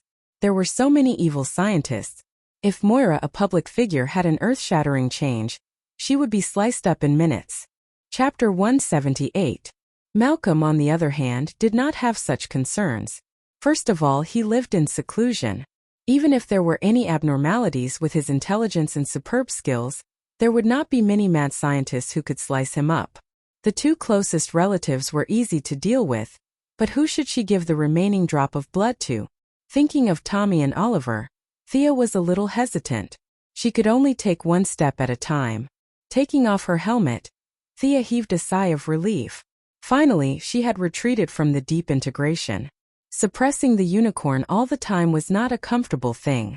This guy was too stubborn and stubborn. Indeed, being herself was the most comfortable.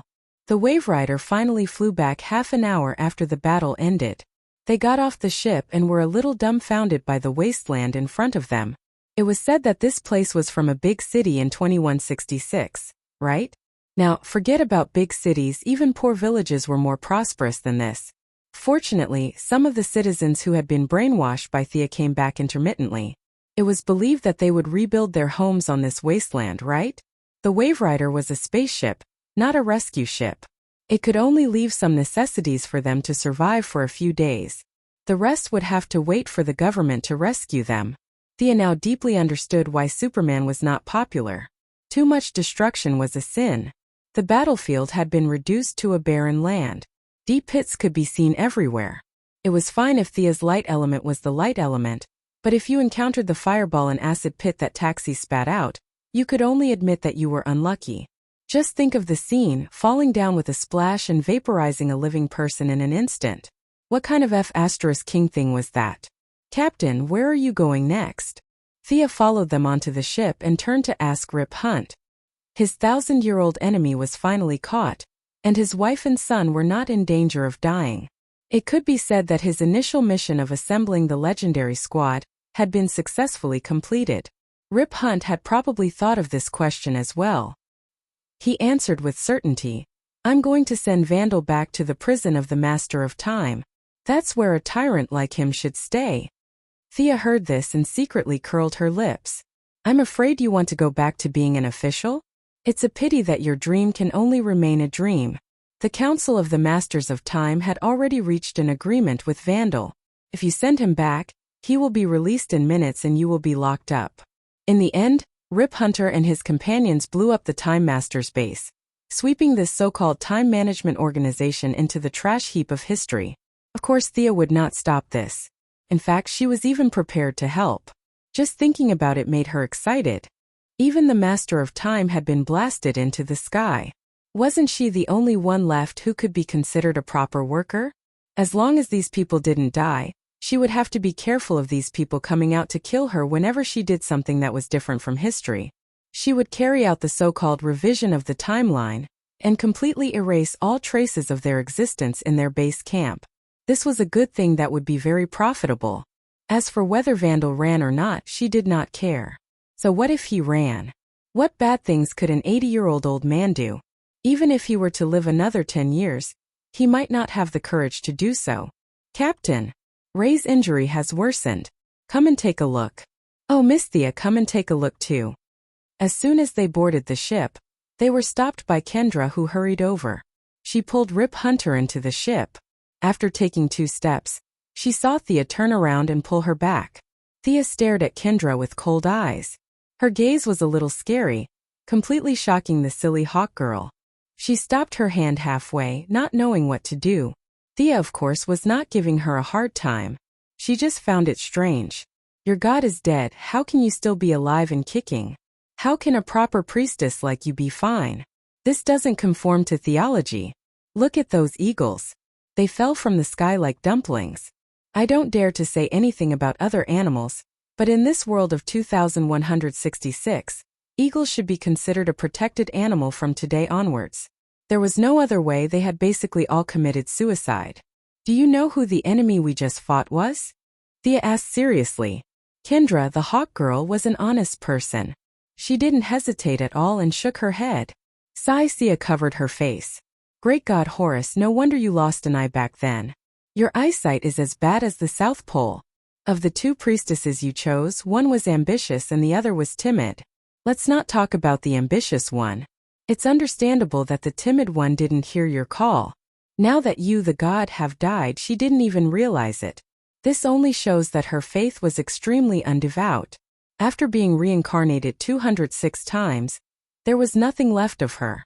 Can you still extend your wings? Thea asked the last question. This question was a bit abrupt. Under normal circumstances, it was taboo to ask others about their abilities. However, the hawk girl and Thea were not normal people. The hawk girl carefully felt it and smiled embarrassedly. It's not always effective. I can't use it now. Thea looked at her carefully and said word by word. Horus has fallen. Who is this? Go back and look it up in the dictionary. What I want to say is that after he fell, the 4,000-year battle between you and Vandal has ended. Your superpowers have disappeared, and you can live a normal life again. You mean that Vandal's immortality has disappeared as well? Rip Hunter, who had been a listener all this time, didn't care much about the hawk girl's experience. However, he cared a lot about his old rival. That's right. Although I don't know what they encountered to cause this cycle of reincarnation, one of the powers that caused the reincarnation has disappeared. Now that they're dead, there's no doubt about it. Ha! Rip Hunt was just about to laugh out loud, but when he thought about the hawk girl beside him, he forced himself to hold back. After all, she had already lost her supernatural ability and immortality, and he was laughing beside her. Did he still want to be her friend? To be honest, the hawk girl was a bit depressed. She wasn't worried that Thea would lie to her, but she felt that fate was too strange. Half a year ago, she was still washing dishes. Then, she was told that she could be a superhero and that she had to fight her 4,000-year-old rival. Now that half a year had passed, she finally accepted this fact in her heart. Then she was told that the enemy was dead and she had nothing to do with it. She should go home and live a good life. If she was willing to do the job of washing dishes, she could still hire her. This kind of exhalation was indeed a test of a person's mental endurance. Fortunately, she was a timid person by nature. She didn't have much ambition, so she didn't care if she didn't have superpowers. Thea could somewhat guess the change in her state of mind. To be honest, being able to let go of things was also a good trait. This was also because the Hawkman was dead. This time he was completely dead. If he was still alive and heard Thea's words, vomiting 5 liters of blood would be considered light, and he might even be paralyzed. Chapter 179. Let's go see Ray first. His injury suddenly worsened, and Gideon couldn't do anything about it. The Eagle Girl, there was no more Eagle Girl. She would be called Kendra from now on. She collected her thoughts and did not dare to hold Thea's hand this time. She led them to the medical room. It doesn't make sense, Thea thought as she walked. She had treated more than half of Ray Palmer's injury at that time, and the rest was suppressed. It shouldn't have rebounded so quickly. When she saw the atomic hero with doubts, she was indeed shocked. His handsome and sunny face was shrouded in a black mist, and even though he was fixed in the medical chair, his body was shaking violently from time to time. What the hell? Thea understood at a glance. When Ray Palmer was hit by the Eye of Horus, he, who was still a god at that time, could not help but have a trace of divine power in his eyes. This trace of divine power was so weak that it could be blown away by a gust of wind. Even if Ray was an ordinary person without magic treatment, he could recover in a year and a half. But the bad thing was that this trace of divine power formed a very small connection channel. When Horus borrowed divine power from his retired father, the power of the underworld connected to Ray Palmer through this channel. Fortunately, Thea had treated him once before and left a lot of light energy in his body. This light energy and the power of the underworld offset each other. And with the help of Gideon's future technology, he barely survived until now. But at most half an hour left, he would be completely dead. Of course, her little power was far from enough to compete with the underworld. If Taxis could be regarded as a village chief, then Miss Thea could not even be regarded as a village committee member. She wanted to wrestle with the retired old cadre? She was dreaming. Fortunately, she had a winning magic weapon in her hand. According to her calculations, as long as a drop of divine blood connected with the original trace of Horus' divine power in his body, Ray Palmer would be fully recovered. Because of the blessing, he would even have some mysterious talents. But it was definitely not her style to give it away for free. Although she had a good relationship with Ray, it was far from the point of giving him treasures. Even if they wanted to discuss the reward, how could they discuss it when he was unconscious? However, she couldn't just watch him die. It wasn't easy to be a hero of justice. Thea pondered for a while, and a simple plan emerged in her mind. He shouted anxiously, "Gideon, I need you to scan his body with your primary authority. His condition is not optimistic." The artificial intelligence hesitated for a few seconds and reported a number and symbol password. Just like how Thea was afraid of her terrifying calculations, she also did not understand Thea's magical abilities. 2 people, 1 human and 1 machine. Thea had never asked for permission, so she pretended not to know and didn't give it to her. Now that Thea suddenly spoke, of course, it wasn't because she had full confidence in dealing with this artificial intelligence. She had obtained this authority and returned to her original space-time. If she remembered correctly, Gideon's primary body had already been built by Reverse Lightning in Star City's cutting-edge technology laboratory. She couldn't deal with the emotional version of herself in front of her, but wasn't it easy to deal with the almost newborn version of herself? In fact, it was best to catch Reverse Lightning and brainwash him. This person was a real transmigrator, a visitor from the 25th century. In his original space-time, he was a scientist. After transmigrating to this space-time, he lost his speed and could only focus on cultivating the Flash in order to return home. Shouldn't it be easy for Sia to deal with a scientist without superpowers? But these transmigrators made her very afraid. Their ability to travel through time at will was too terrifying. As long as Sia put her plan into action, it might only be a second for her. But for those who traveled through the river of time, this was history that had indeed happened to them. Time was a line for them, and there was no distinction between the past and the future. They could travel through it at will. As long as something happened, they could plan carefully, bring their equipment, and jump to the day before the point of time to stop and counterattack. What the F***ck was this? She didn't want to directly confront the transmigrators, so she had higher requirements for Thea. But fortunately, she didn't plan to directly move Gideon in her space-time. As long as she had permission, she could get a lot of source code. She could give it to Felicity and let her slowly write it. Now that she had obtained initial permission, she of course had to pretend. She took out all kinds of scanning equipment and scanned Ray Palmer 10 times. Whether it was useful or not, at least she looked like an old expert. The Atom Man originally had half an hour to live, but she wasted another 10 minutes. After the scan, he couldn't be treated immediately. Thea began to show off her acting skills again. She lowered her head and looked up.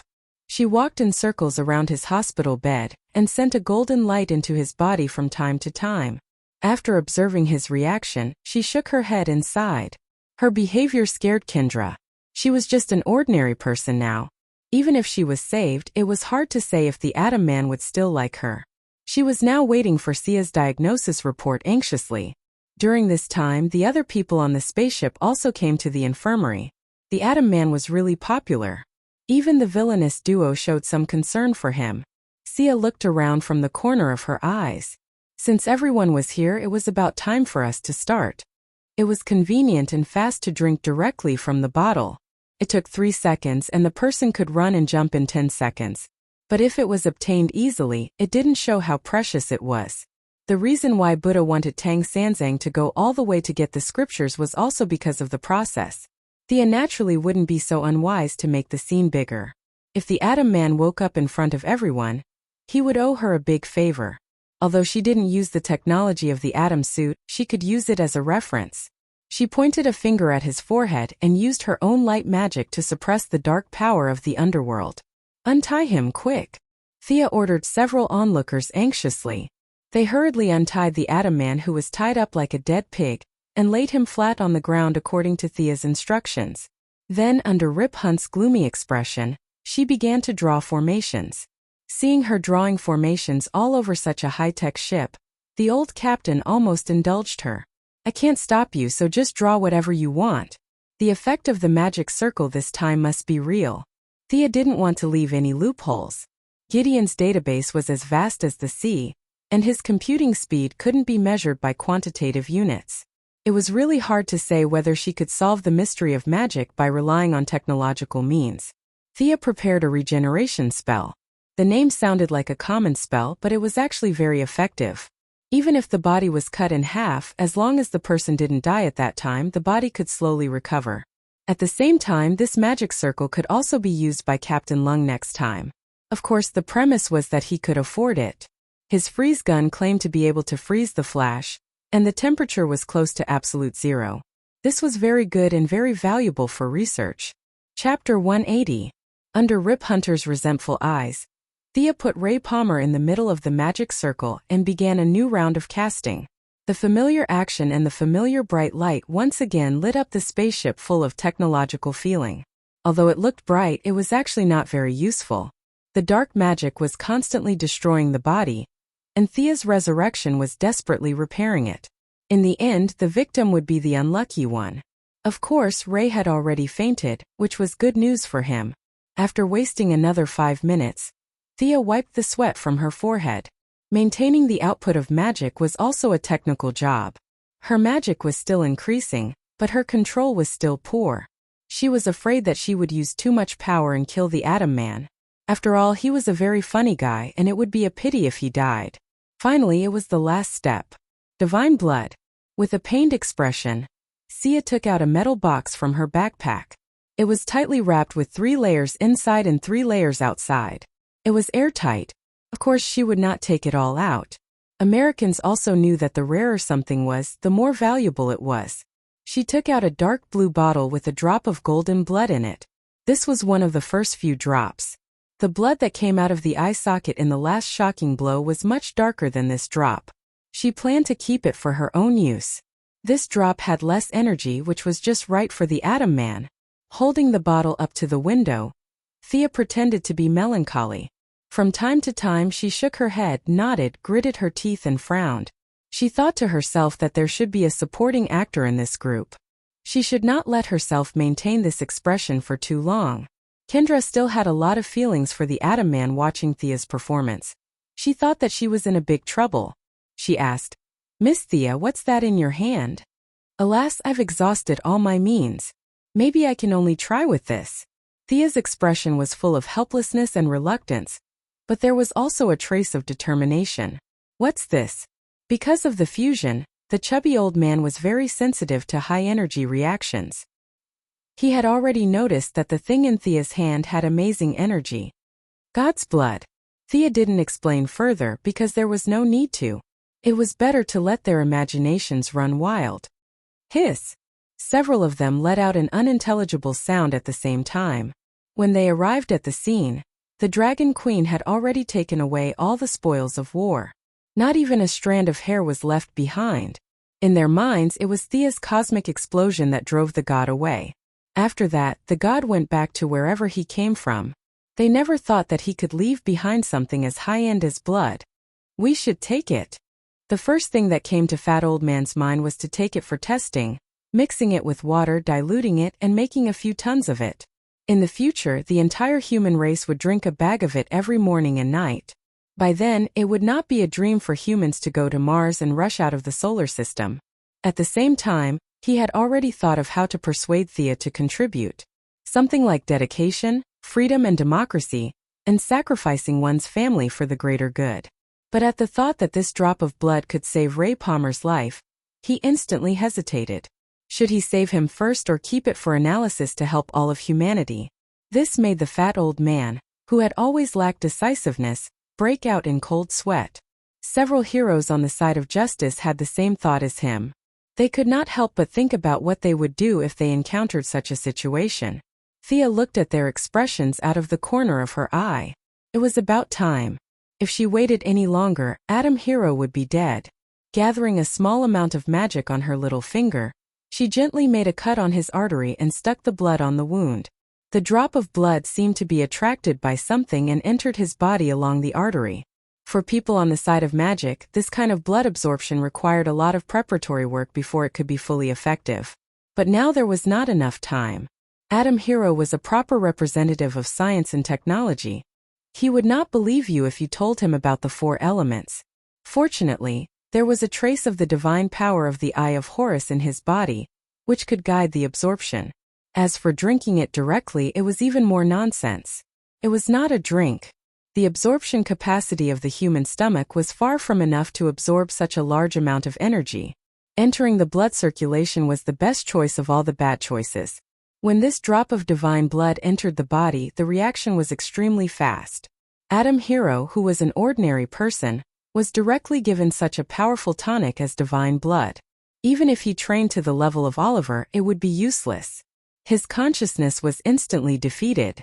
The energy of the divine blood began to wash over him unscrupulously. Fortunately, he still had the dark magic of the underworld in his body.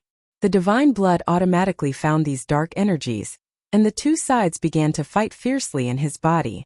Thea at this time was doing her best to open the magic circle outside, repair his damaged body, bones, and protect his brain with her own magic. The whole process lasted for an hour, and the two energies finally ended with the divine blood winning. The black gas was constantly squeezed out of his body and dissipated in the air. Ray Palmer's fluctuating body finally calmed down, and Gideon also timely reported his physical indicators. Except for some weakness, his actual physical fitness had been greatly improved. Let him rest. He should be able to wake up at this time tomorrow. Thea glanced at Atom Hero. He was 2 centimeters taller than before, and his skin looked smoother. Some of the bruises and scars he had suffered in the past few years as a superhero would also be healed. It was impossible to completely remove the marrow, but a slow transformation was possible. Thea then left the infirmary. She was exhausted after the day. She wanted to find a place to bask in the sun. Even if she would be beaten back to her original form when she went back, it was really comfortable to bask in the sun. That kind of pleasure on the cellular level could not be replaced by anything else. The rest of them all looked at the dead Atom Man with envy and jealousy. This guy was indeed lucky. That was divine blood. Maybe Atom Hero would awaken his superpower in a few days and beat Superman and Batman. They sighed and left one after another. When Captain Lung left, he glanced at Atom Hero lying there and silently made a decision in his heart. Sia didn't care about their strange looks anymore. She found a reclining chair on the spaceship and slept outside for a day and a night. She enjoyed the sunlight during the day and the moonlight during the night. Nothing was delayed. The people on the Wave Rider did not understand what kind of training method she was using, so they could only keep a limited amount of attention. Thea was not the kind of person who slept all day. Occasionally, she would enter the blood space to communicate with the unicorn. To be honest, her light spells were terrible, and her foundation was a mess. The unicorn was also a creature of the warrior class, and her understanding of magic was also in a state of half-baked. If it were not for Taxis as the main force, it would be a miracle that the two of them together could kill a god. She did not know how Old Ma and the Court of Owls were doing. As long as there was a basic spell book, Thea's strength would take a new leap. Chapter 181. While closing her eyes to rest, she was also summarizing her gains this time. Her combat experience and power level were too high, and she really didn't feel that it would be of much help to the future. She could only say that she had seen some things from a vantage point. As for how deep her understanding was, it was really overestimating her.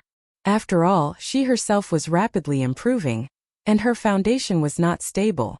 Those profound energy applications were still far away from her. The acquisition of the divine blood was a small gain. Through the personal experiment of the Atom Man, she realized that this thing really couldn't be absorbed casually. Not to mention giving it to Malcolm and Moira, she needed to consider carefully if she wanted to absorb it herself. The Atom Man was really a lucky general. Although his luck was not the best, he was still somewhat of a cockroach. The transformation process of the divine blood was far more violent than Thea expected. Fortunately, the dark magic of the underworld and the divine blood had a violent confrontation, which to a certain extent mitigated the violent outbreak of the divine blood. In the end, it was calm. Although the power of the divine blood was weakened by 70 to 80%, the Atom Man's life was saved, and his body was strengthened a lot. This was the result of the combination of his cockroach life and good luck. Thea could replicate this process, but the energy consumption was too great. It was a bit of a waste of God's gift. Everything needed to be planned in the long run. The last remaining gain was the Eye of Horus. This eye was different from a certain manga where it could be used after being removed. It was not a physical addition, but more like an enhancement of the original organ function. Thea once covered one eye and looked into the distance, and the result was gratifying. This Eye of God was indeed amazing. Thea's eyes were strengthened, and she avoided the tragic future of Kakashi, who had to wear an eye mask and pretend to be half disabled. Originally, she could see objects within 100 meters, but now, she flew into the air and looked carefully until the blood vessels on her forehead burst, but she still couldn't see the limit of her vision. The effect of looking at the starry sky at night was even more amazing. The magic in her body was running wildly, and she was so scared that she quickly closed her eyes because she could already clearly see the craters on the surface of the moon. She believed that she could see them further away, but the consumption of magic was too great. The main purpose of Horus's eyes was to distinguish right from wrong, good from evil, but Thea's eyes did not have these functions at all. Instead, they gave her the ability to identify magic lines. In the past, she used to draw magic circles by feeling, but now it was very clear and easy to see. As for whether there were any deeper functions, she felt that there was definitely one, but she had yet to discover it. Why would different individuals have different abilities? The only explanation was that the divine power was adjusted according to the individual's will. Now that he was able to see all the hidden lines of mana, the ability to see through everything could be considered a bonus. Damn! Thea was very happy to receive this ability. But while she was happy, she kept feeling that she was unknowingly on the path of Superman Supergirl. Previously, it was already shocking that she could absorb sunlight. Now she even had X-ray vision. If Batman knew about this, her reputation would drop again, and she wouldn't be able to explain it. As a top scientific figure, Batman would have to believe you even if you tried to explain to him about slaying gods and demons. Thea already felt that the day when she would leave Batman and automatically join Superman's camp was getting closer and closer. Fortunately, she was a woman, so no matter how unhappy he was, he would not overreact. It was just that it was inevitable that she would get into his little black book. But when she thought about how Batman even wrote down the method to deal with her, she knew how serious his condition was. Thea shook the magic ball of Horus in her hand. The originally glittering magic ball now seemed to be covered with a layer of shadow. She had fused with the divine eye, and the power of both sides came from the same source. She could see very clearly that the magic on the magic ball was fading every minute and second. Needless to say, it must be related to the fall of Horus. The main character was dead, and the divine power on the Eagle Girl and Vandal was quickly dissipating. This equipment that had been passed down for countless years was about to die. It would be a pity to just wait for it to break. Thea referred to the information that Gideon had translated for her, and the brief information in the Eye of Horus. She was ready to absorb the fire magic in the ruby at the top of the magic ball, but unfortunately, her body was now full of light magic, and she could not accommodate any other power for the time being. Thea could only use a simple method to temporarily seal the magic ball, until she returned to the original time and space to officially absorb it. As for the scepter of Horus, she did not need to ask anyone. She could feel that the scepter was indeed not in this time. In fact, even if it was, she did not need it. The scepter also had the problem of dissipating divine power. Other than selling it for a few coins, it was useless. The night passed uneventfully.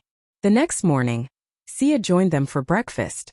This was the advantage of their high-tech spaceship. Everything depended on imagination. As long as one could think of something that had existed in human civilization before, Gideon could synthesize it. Thea had enough of the American breakfast, which was inherited from the British style of dark cuisine, so she automatically made a Chinese meal. There was millet porridge, a tray of soup dumplings, and delicious salted vegetables. She bit into the steaming filling of the dumplings, which overflowed with the fragrance of the meat. It was a refreshing taste. As a killer who had been all over the world, Sarah Lance, who could barely speak a few words of Chinese, immediately threw away her breakfast and replaced it with a breakfast of the same standard. She went to the side and ate happily. The remaining few people had different expressions. Some were too embarrassed to change, and some were too naive to suit their tastes. Thea did not say much to them. After breakfast, she wiped her hands and prepared to continue to sunbathe. Thea, thank you. When she walked to the door, she saw Ray Palmer holding Kendra's hand and standing outside the door. Ray bowed to thank her. Thea certainly could not grab him by the collar and yell at him to give her the benefits. She was calm and collected. How's your recovery? Any new abilities? Ray shook his head. I don't feel like I have any special abilities, but my strength, speed, and stamina are now ridiculously strong. It was obvious that he was very satisfied. He smiled brightly, showing his 8 teeth. Oh, no new abilities awakened? Thea took him to the test room to see how his physical fitness was now. The other members of the legendary squad also heard the noise and followed to see what was going on. Everyone was very satisfied with the results of the test. Ray Palmer was the most satisfied. He was originally tall and handsome, but in fact he was an empty shell. Years of scientific research had hollowed out his body. Not to mention Sia, who was considered a grandmaster of combat. Even an ordinary person was stronger than him in terms of pure strength. Now, although more than half of the energy of the god's blood had been consumed halfway, it had still reborn his body. Combining several data, his physical fitness had exceeded the limit of human beings. In a horizontal comparison, his body was similar to that of the American team next door. They were the kind of people who could get up after a few seconds after being shot. That was to say, he had left the original timeline. Otherwise, he would have automatically joined Superman's team whether he liked it or not. Chapter 182. Looking at the test report, the Atom Man, who had written dozens of papers, naturally understood what had happened to him. Although he was not a medical major, the test report was easy to understand. Just by looking at a few important indicators, he understood how important this matter was to him. The frivolous look on his face disappeared, and he asked with uncertainty, "May I ask, what were you planning to do with that drop of blood?" Thea knew that the Atom Man had taken the bait, so she immediately put on her act and said with a bit of melancholy and a bit of relief, "The original plan was to give it to my mother. Since my father and brother disappeared, she has been in poor health. But seeing your reaction yesterday, fortunately, I didn't give it to her. You're lucky, don't worry about it." Then she turned around and left, pretending to be relaxed, and gave him a smile. But her half-true and half-false words made Yuan Man very sad. It would have been fine if she had kept it for herself, but she had left it for her mother. As the CEO of the Palmer Group, who would acquire Quinn's company in the future, he was very clear about the Quinn family's mess. As for being a guinea pig, he had no complaints. Seeing that he was about to die, it didn't make much of a difference whether he was a guinea pig or not. After all, Sia had given him a chance to be a guinea pig. After weighing the pros and cons in his heart, the Atom Man finally made up his mind. He quickly caught up with Thea, took out a USB flash drive from his pocket and handed it to her. "These are some schematics of my armor design. I'll give them to you as compensation." After saying that, the handsome man ran away without looking back. Sia looked at his back with a solemn expression, but in fact, she was overjoyed in her heart. An artificial intelligence and an atom suit, these were arguably the two most valuable pieces of equipment on this ship. Even Inverse Lightning, who came from the 25th century, was full of praise for the atom suit. Although his words were somewhat flattering, it was still a great invention. Thea put it in her bag. When she returned to Star City, she could start the preliminary preparations for the Iron Man suit. After all, the original spacetime was different from 2166. There were many heroes and villains who could fight. He could not be as high profile as he was at this time. He was not going to join the Dark Justice League. He still needed a superhero identity that could be seen in the light. The Iron Man could fight and fly. His image was good, and he would not arouse the hostility of the citizens. He was the most suitable choice.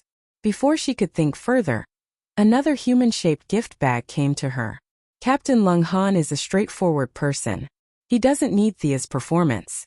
He hands her a USB flash disk and says that this is the blueprint of his freeze gun. He doesn't have the blueprint, but this is the blueprint of the real thing. Thea was not surprised. The original design was designed by Cisco Ramon to prevent the flash from going berserk. However, before the gun could be fired, it was stolen by Captain Frosty. After that, he used the gun to torture the Flash for 3 years. However, Captain Lung Han, who only had a high school education, was actually able to take the real thing and draw the original picture. He even added his own changes. It was a strange thing. It had to be said that this world's technological equipment was weird. For example, the black guy in Firestorm could repair a spaceship after half a year of repairing cars. If that was the case, Captain Lung Han's high school education was not too low. Thea was not uninterested in his freeze gun, but she was not that interested either. She had studied Mr. Freeze's freeze gun in Gotham, so the two should have some similarities. However, she had to put in some effort to get the item. She dragged Captain Lung, Heatwave, and Sarah Lance, who volunteered to follow her, to the magic circle yesterday. She told him to go in. In order to show that it was worth the money, Thea put in her best performance for another 20 minutes. Sizing up Captain Frigid, who was about to be cooked, Zhang Heng felt that the effect was not bad. He deliberately used the Eye of Horus to scan his genetic chain. His genes did not undergo a huge mutation, but there were some new appendages on the normal genetic chain. These should be the special genes that provided his abilities. How is it? You should be able to feel it yourself. Captain Lung Han was different from Firestorm. He was created by the combination of two people. Usually, the two of them did not have any superpowers, so there was no reference value. The person in front of her could be considered the first superpower user that Thea met. She could not help but ask a few more questions out of curiosity. Captain Lung Han pondered and said, "There seems to be a change, but I don't know the details." After saying that, he stretched out his left hand and made a gesture of releasing an icicle. Unfortunately, nothing happened. He could not help but feel a little embarrassed. Thea crossed her arms and thought for a while. Maybe it's because the genes have just fused. You need to rest more and eat more to replenish your energy. After saying that, she looked at Sarah. For the next 2 days, don't do that kind of exercise to avoid unnecessary trouble. Bear with it for a week. After saying that, she did not look at their ugly faces and went to bask in the sun. The wave rider stopped for a week in the year 2166. Rip Hunt had arranged for his wife and son, fully expecting that the Time Council would send someone to find him. But in the end, everything was calm and there was no movement at all. This made him a little puzzled. In the past, the people of the council were like hunting dogs, chasing him until they never stopped for more than 3 days at the same time. What happened recently? Since he could not figure it out, he might as well take the initiative to attack. The few people on the Wave Rider happily boarded the ship. They thought that this was their last trip, but in fact there were many stories to be told. If there was anyone who was the happiest recently, it would be the old Captain Rip Hunt who got his revenge, his wife and son were safe, and he was ready to return to his official position. The second happiest person after him was Dr. Ray Palmer. The sunny and cheerful Atom Man was now radiant with a second spring. His physical fitness had greatly improved, and after a short time with Knight Gawain, his dream of becoming a knight was ignited again. His first step was magical modification, abruptly changing the original high-tech atomic suit into a medieval armor. This made the fat old man, who was also a top authority in science and technology, lament. He did not know if it was for the purpose of experiencing life, but he wandered around wearing that armor every day. Anyone who saw him would not think that this person was a doctor from the 21st century. He also coaxed Gideon to get a piece of alloy steel from the spaceship, and made a very flashy-looking two-handed sword. One day, Thea reminded him that his face was too smooth, and Captain Lung assisted by the side, saying that he looked like a eunuch in armor. The former Atom Man, now the Atom Knight, began to grow his beard again. In just a week, he had already begun to show results. Here it had to be said that his mentality had changed the most. The armor could only bring protection, but it was the heart that was strong. That short period of cooperation with Knight Gawain allowed him to finally break through the defenses in his heart. He was able to bravely face himself. There was no need to shrink or escape. Giving Thea the information on the Atom suit was perhaps a way for him to say goodbye to yesterday. As for the title of Atom Knight, it was a self-mockery, and everyone tacitly agreed to it. Chapter 183. After setting the coordinates, the Wave Rider carried the excited group back to the Time Master Council's main base outside of the timeline, a place they called the Vanishing Point.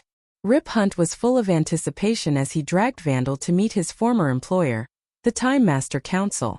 Before he left, he injected Vandal with some sort of medicine that would make him look younger. After all, Vandal now looked like an 80-year-old man. Capturing such an old man wasn't anything to brag about. Making him look younger would also show off his achievements as Captain Rip. Thea was secretly amused. It was hard to estimate how many misjudgments Rip's smart aleck actions would cause. The Time Master Council hid outside of the timeline and gave out orders every day. From the name, it seemed to be a high-class organization, but in fact this organization was just bragging when they claimed to be the Time Master. There were quite a few people in the organization, and there were several hundred people with the title Time Master in front of their names. Rip used to have this title as well. They usually didn't leave the front lines and just sat in a circular hall with a staircase. There were several hundred people sitting on the 3 floors inside and outside, and they usually had nothing to do but brag. There were several time ships under the Time Master Council. This was the elite level. Thea couldn't remember the exact number, but she felt that there were no more than 10 of them, and the Wave Rider used to be one of them. Below them were the miscellaneous soldiers. There were a dozen or so soldiers with laser guns. These soldiers, other than guarding the door, were also responsible for serving tea and water to the several hundred old masters so that they wouldn't starve to death. This was their scientific way of governing, a complete inverted pyramid structure. 90% of the people in the organization were just there to get by. Thea knew that soon, the Time Master Council who was in cahoots with Vandal would release him and arrest Rip Hunt. Then the dozen or so soldiers would attack the Wave Rider and arrest the rest of the team. If she wanted them to blow up the Time Master Council, this would have to happen. But since Miss Thea was on the ship right now, she could destroy the dozen or so soldiers with a single breath, and the subsequent events wouldn't be able to develop. Might as well hide. Thea greeted the people on the boat and said that she was going out for a walk. In this godforsaken place called the vanishing point, time was in a state of absolute stagnation. Thea could not absorb any sunlight or moonlight. Fortunately, the power of the time walker in her body could absorb the power of time here.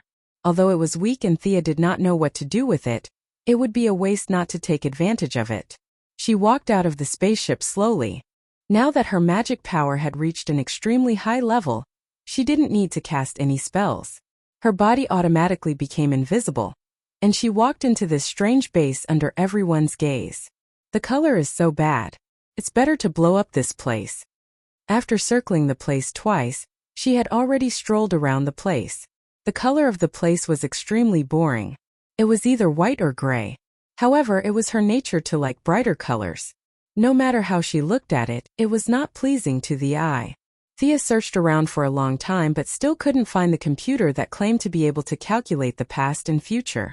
This computer had a very magical name called the Eye of Arcane Nuclei, but it was actually a product of science and technology.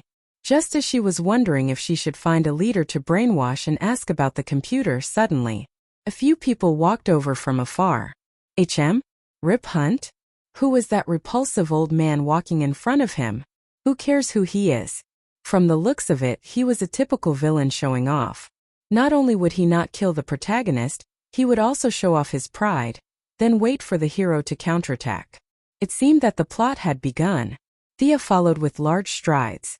These people were all ordinary people, so she didn't have to worry about being discovered. This was the unscientific aspect of magic.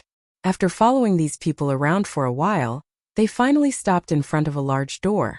The repulsive old man gestured to the two guards and led Rip Hunt inside. What is this place? Rip looked around and found that he'd never been to this room before, so he couldn't help but ask. The Hall of Supremacy, the hall where we observe the Eye of Arcane Nuclei. A window to observe the past, present, and future. The old man spoke with a confident expression. Hearing this, Thea almost laughed out loud.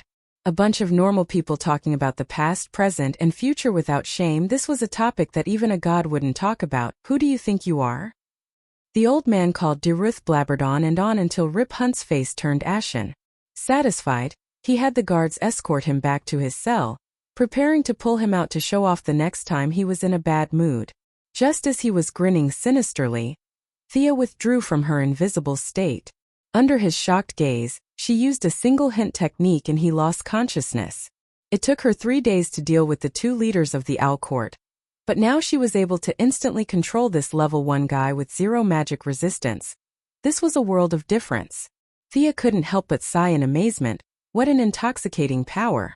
But before she could even sigh, Thea was afraid that Rip's companions would become much stronger and rush out to save him, so she quickly began to read the old man's memories. Thea discovered some unexpected information. In the old man's memories, the Eye of Arcane Nuclei wasn't built by them, but rather was given to them by some unknown entity. They had searched for countless years, but still couldn't find the time of this exchange. Thea's heart was pounding. This seemed like the work of a god, not to mention a god who had the ability to travel through time, a main god. This made her instantly give up on the idea of taking him away. Fortunately, she didn't need to be the vanguard. There were people like Rip Hunt who were fated to take the thunder.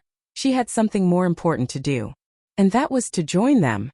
She was someone with a certificate. As long as she was registered, once this Vanish Point base was blown up, she would be completely free in the timeline. As one of the highest leaders of the council, it was very easy for Deruth to do this. Controlling the back-end computer, he easily completed Thea's so-called joining application. In theory, she would be able to arrest the group of people she saw in the future, but of course she had to be able to catch them first. Increase my access to the Waverider's central computer, Gideon, to the highest level. This was her real goal. The Vanish Point central computer was able to control the AI of the ship. Although Gideon had personal feelings, she couldn't remove this basic rule. This wasn't a problem. If Thea needed access to the entire stronghold, she would have to hold a meeting to discuss it, but now it was just a small ship central computer, so Deruth could do it himself. Master, it's done, the old man said flatteringly. Chapter 184. Thea tried to enter the system and observed for a bit. Sure enough, she was already ranked 3rd in terms of authority. The only ones above her were the council and Rip Hunt's authority.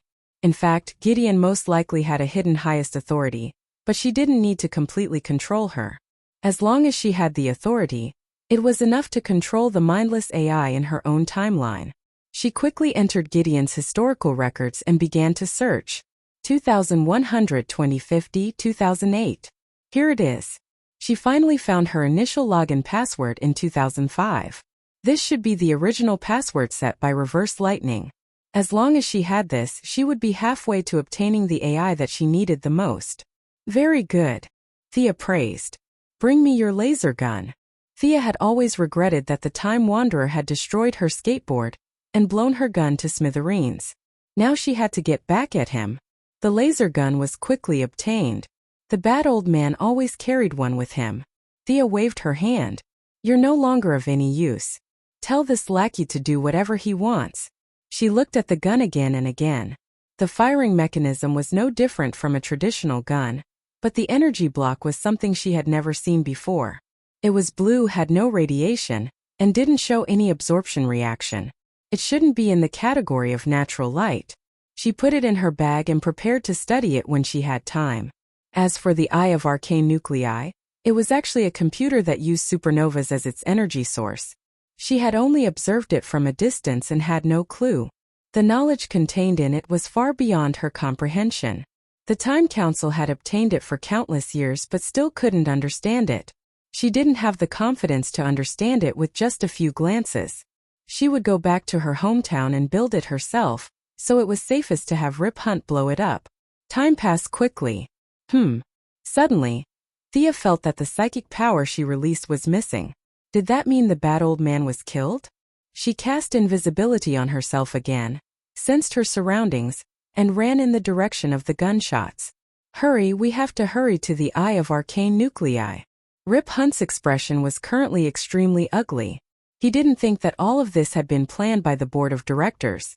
Now he only wanted revenge and wanted to blow this damned place up into the sky. The legendary team also followed. Among them, the Atom Man and Captain Frosty were particularly conspicuous. Both of them had been strengthened by Thea. One was equivalent to a weakened version of Iron Man's team, and the other was somewhat similar to Bobby the Iceman. Under their powerful offensive and fierce bombardment, they rushed into the underground engine room of the Eye of Arcane Core. The strengthening effect is not bad. Thea followed silently. She was originally afraid that the legendary party would change the storyline after being strengthened by her. Now it turned out that they were back to their old ways. It will take me a few minutes to figure out how this thing makes him self-destruct, Atom Man observed and said confidently. Hurry up, we'll buy you some time. Rip took a few people to block the door.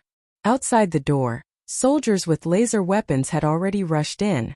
Thea saw this scene and found it hard to imagine. This thing looked like it had all kinds of sensors and all kinds of wire signal sources. This design was countless years ahead of the development of our technology. You can really figure it out in a few minutes? There should be a limit to your genius, right? But what made her speechless was that Atom Man really found the key point after fiddling with it for a long time. You guys hold on a little longer. I have found the polarity matrix. As long as it is reversed, this place will explode in 2 minutes. How powerful is the explosion?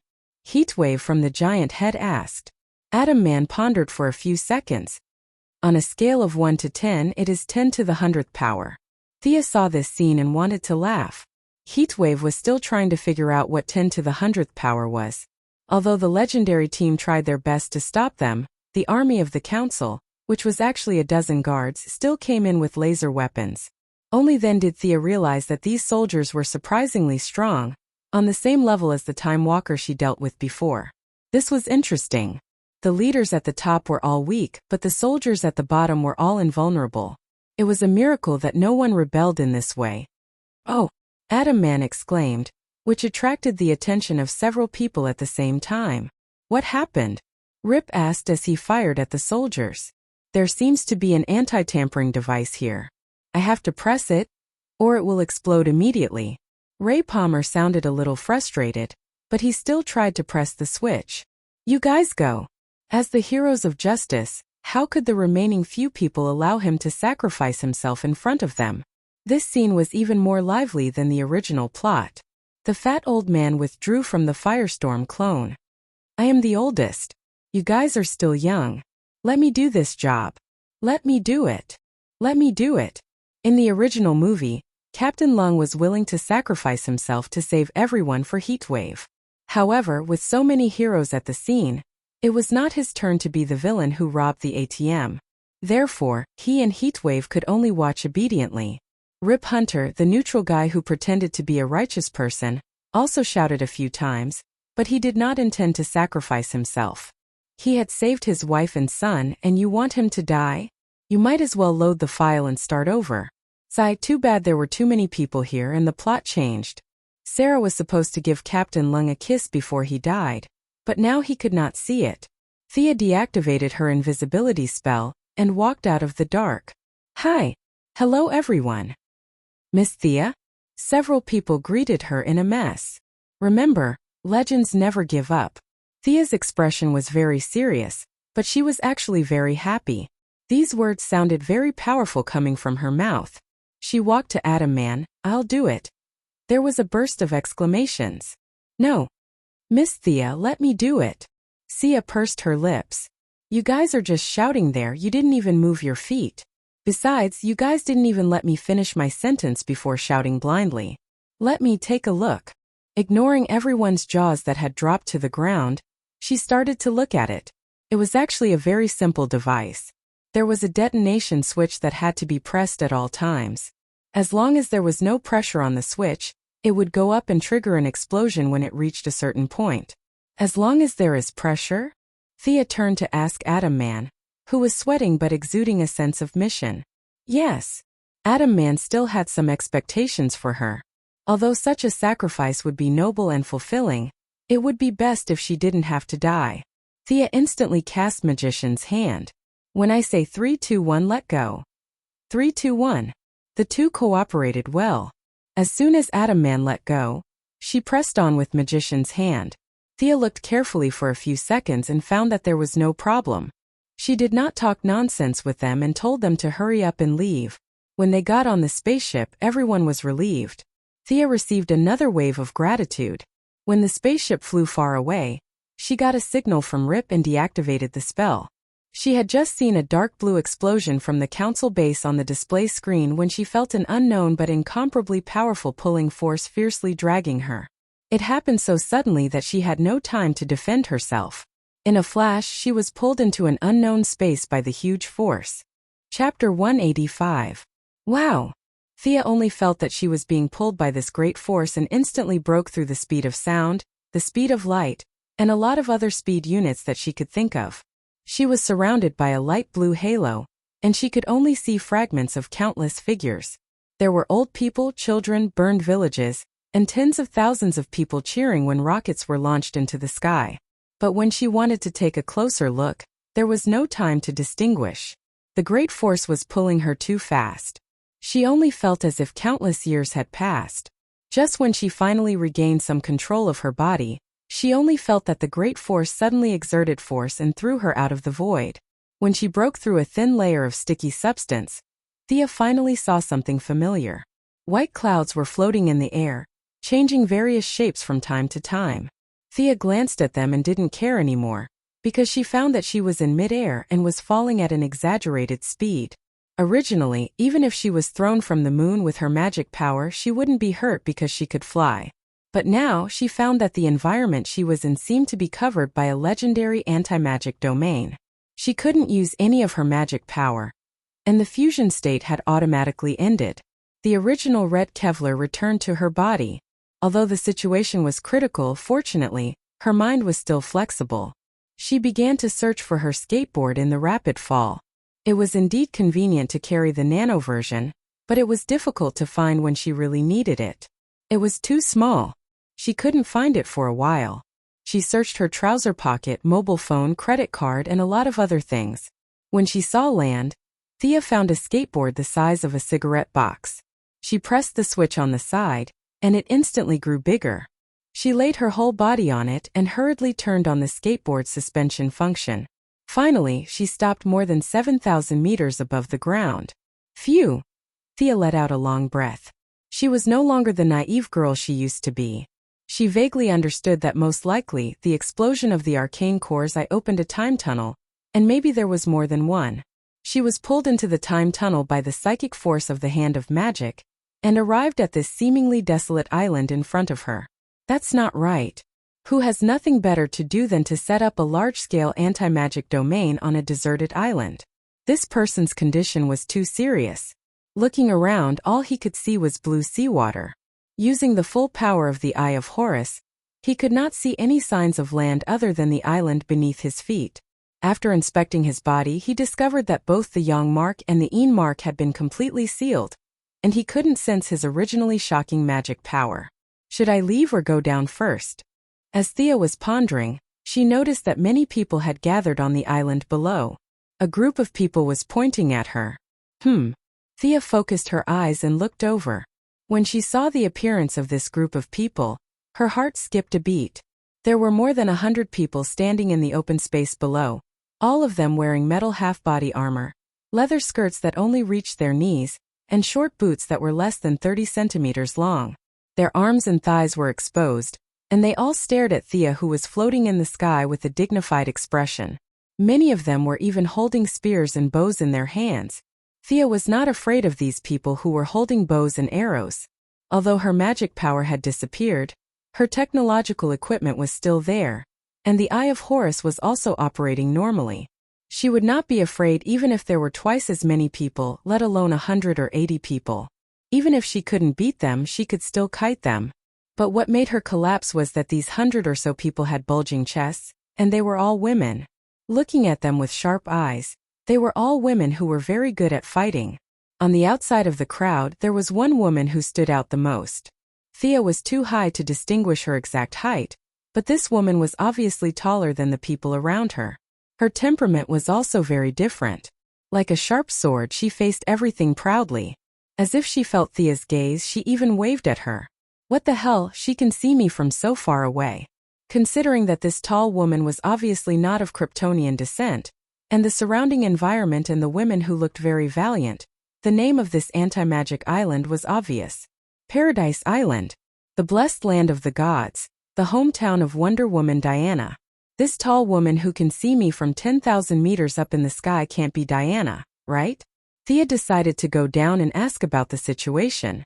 Now that she was considered a traveler, the first thing she needed to do was to ask about the era and location. She could roughly guess the location, but she couldn't guess the era. Superman might be able to calculate the era of the Earth by looking at the lifespan of the sun, but she didn't have that ability. Driving the brand new skateboard, Thea slowly descended to a height of 1 meter from the ground. Facing the female warriors who were on high alert, she took off her hood, revealing her beautiful face. She raised her hands to show that she meant no harm. In fact, she didn't let her guard down, and the skateboard under her feet could be raised at any time. "Where are you from? Are you a foreigner?" The one who spoke was a middle-aged woman. Her clothes were more luxurious than the people around her. She wore an ancient Greek-style golden eagle helmet on her head and a brown cloak behind her. At first, Thea didn't understand the first 2 sentences. She then changed 3 languages until she switched to English. Thea finally understood and confirmed her guess. Otherwise, which old woman on a deserted island could speak 4 or 5 different languages? Thea was experienced in dealing with this kind of middle-aged woman. Although her actual lifespan was very long, she was always very talkative and eager to be valued. For Thea, who had been fooling Moira for many years, it was easy to deal with her as long as she knew what she was thinking. She bowed slightly, looking neither humble nor polite. "Your Majesty, I'm from the United States." The old woman was very pleased with her respect, but she still had some doubts in her tone. "Why do I feel like you fell from the sky?" "Huh, they saw me fall from the sky?" This was a big loophole. Fortunately, Thea didn't panic in the face of danger. She pretended to be silly, acted cute, and said with a confused and uncertain tone, "I don't know how I came here. I was fighting criminals in my city when I suddenly fainted. When I woke up, I was already falling." Her words were ambiguous. These women were indeed isolated from the world, but as the queen, the old woman could receive all kinds of information. She was obviously not a normal person. Besides, the skateboard was too eye-catching. She couldn't hide the fact that she came from the future for long. She deliberately obscured the era she was in and shamelessly labeled herself as a defender of the city to boost her reputation. Sure enough, these people believed her words. Moreover, she was a woman. The estrangement between them suddenly disappeared. Well, welcome to Paradise Island. I'm Hippolyte. What's your name? Thea Quinn. Chapter 186. The Queen didn't want to introduce the others. Miss Quinn, let's go to our residence and have a rest first. We have little contact with the outside world. After that, she smiled gently. This old woman was very similar to Thea's mother in some aspects. On one hand, she loved her daughter, and on the other hand, she was full of lies. She said that all the gods were dead, and when Diana believed it, she said that it was all in the story. She said that the sword was the ultimate weapon, and that it could kill the gods and destroy the world with one strike. In the end, it was pure nonsense. If it weren't for Diana's sudden outburst, she would have been fooled by her. Thea didn't want to expose her, so she nodded and said, "Thank you for your help, Your Majesty. Please call me Thea." Hey, this little girl is really good at talking. Hippolyte was tortured by the naughty child Diana every day for 5,000 years. Now that she saw the good-looking, gentle and polite Thea, she immediately had a good impression of this girl. When she walked to the horse, she realized a problem. They all rode here. Does this outsider know how to ride a horse? She also knew that the outside world had entered the mechanical age. She turned around and asked, "Miss Thea, do you know how to ride a horse?" This question stunned her. She had already jumped off the skateboard to clear the misunderstanding.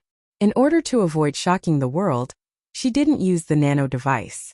Instead, she held it in her hand and followed them on foot. When she heard Hippolyte's question, she was also stunned. She carefully thought about it. Many years ago, when old Robert took her and Oliver on vacation, she learned how to ride a horse. But after so many years, she didn't dare to say that she knew how to ride a horse. Thinking in her heart, she didn't stop walking.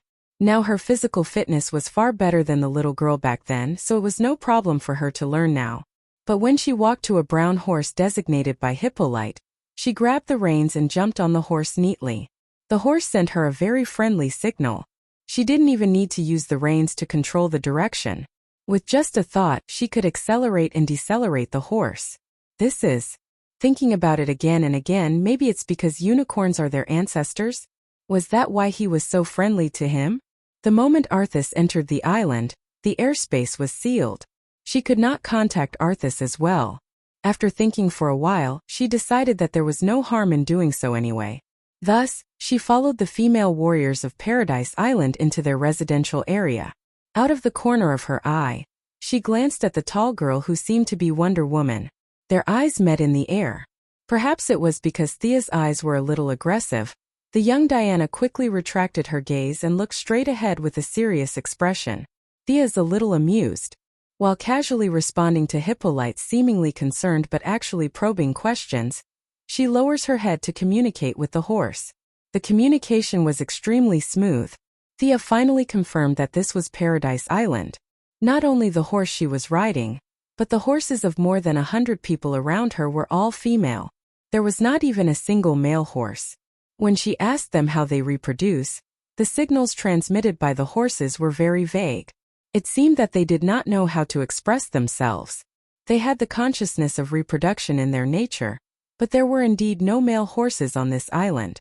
They seemed to have entered a cycle of birth, growth, death, and birth again. As for where they were born, they did not know. They were just born naturally. Thea was a little speechless. "Ninja Master, did you see that?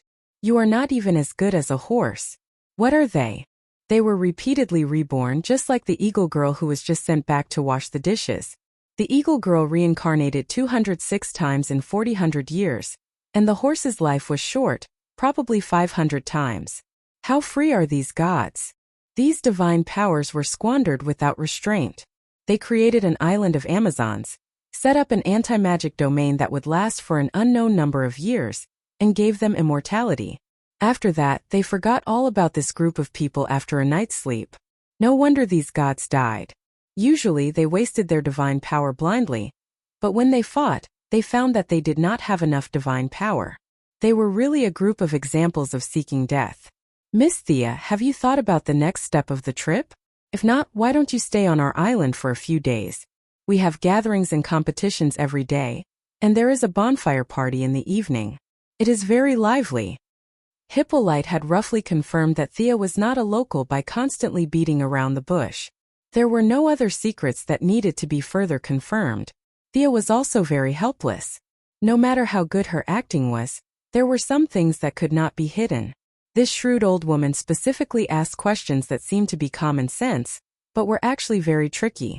For example, the bill submitted by the American senator was very unreasonable, the advertisement for America's participation in the war was very well done, was that person a star or a real soldier, and so on.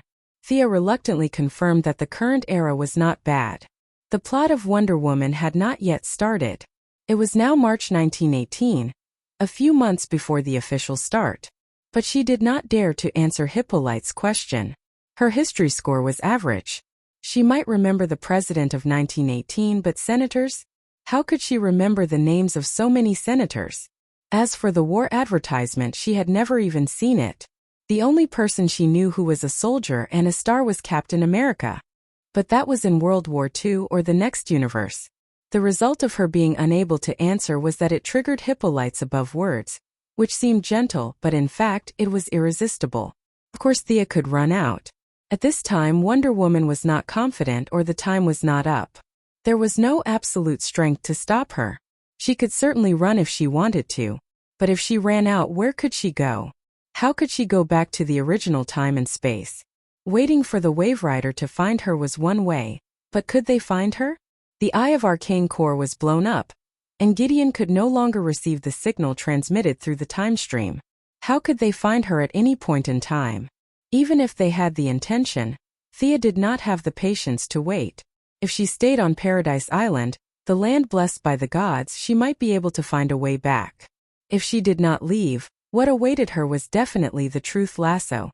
This artifact could make anyone speak the truth, and it had never failed. She had a lot of secrets, and she could not let them know. No matter how hard she thought about it, she still couldn't make up her mind. Just when she finally made up her mind and was about to get on the skateboard and slip away, a huge beam of light shot up into the sky from a building not far away. The light was different from the fierce and direct sunlight. Instead, it had a hint of tranquility and serenity. Before Thea could understand what was going on, Hippolyte's expression changed drastically. She did not care about her, nor did she bring her entourage with her. She whipped her horse and galloped towards the beam of light. Chapter 187. A group of female warriors exclaimed, "Is that the direction of the temple? Are the gods going to descend again? Don't be ridiculous, it's most likely an oracle." The female warriors, who were still aggressive just a moment ago, changed as soon as Hippolyte left. A group of women began to discuss all kinds of things. The most imaginative one even said that the gods had nothing better to do, and wanted to send another naughty child to the queen. Thea ignored the female warriors who had turned into ducks in a second, and rode her horse to the naughty child Diana's side. She stretched out her hand and said, "Thea Quinn." The tall girl was a little stunned. She seemed to be wondering why Thea was talking to her. Fortunately, she reacted quickly and held Thea's hand. "Diana, I don't have a surname." Ha, it was indeed her, the only female among the elders of the Justice League. She finally met her in person today. Speaking of which, this was the third time that Thea had met the leader of the Justice League. However, compared to the confused Superman and the devastated Batman, the current Diana seemed very young and inexperienced. Her tone was full of uncertainty. She was still far from the heroine who would take charge of the Justice League in the future. "Do you know what's going on over there?" Thea asked. It was not strange for her to ask now. There were more than 100 people around them discussing.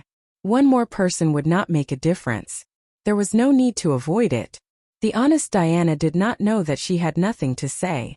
She thought seriously for a few seconds before shaking her head and said, "I don't know. But looking at Mother's expression, it should be something urgent." Thea felt more and more unkind now. The people she dealt with every day were gods or demigods like Horus and Diana. It was too challenging her personality. She cleared her throat and said, "Over there is your temple. Which gods do you serve?" This time Diana answered very decisively. She started to talk about Zeus and gestured as she spoke.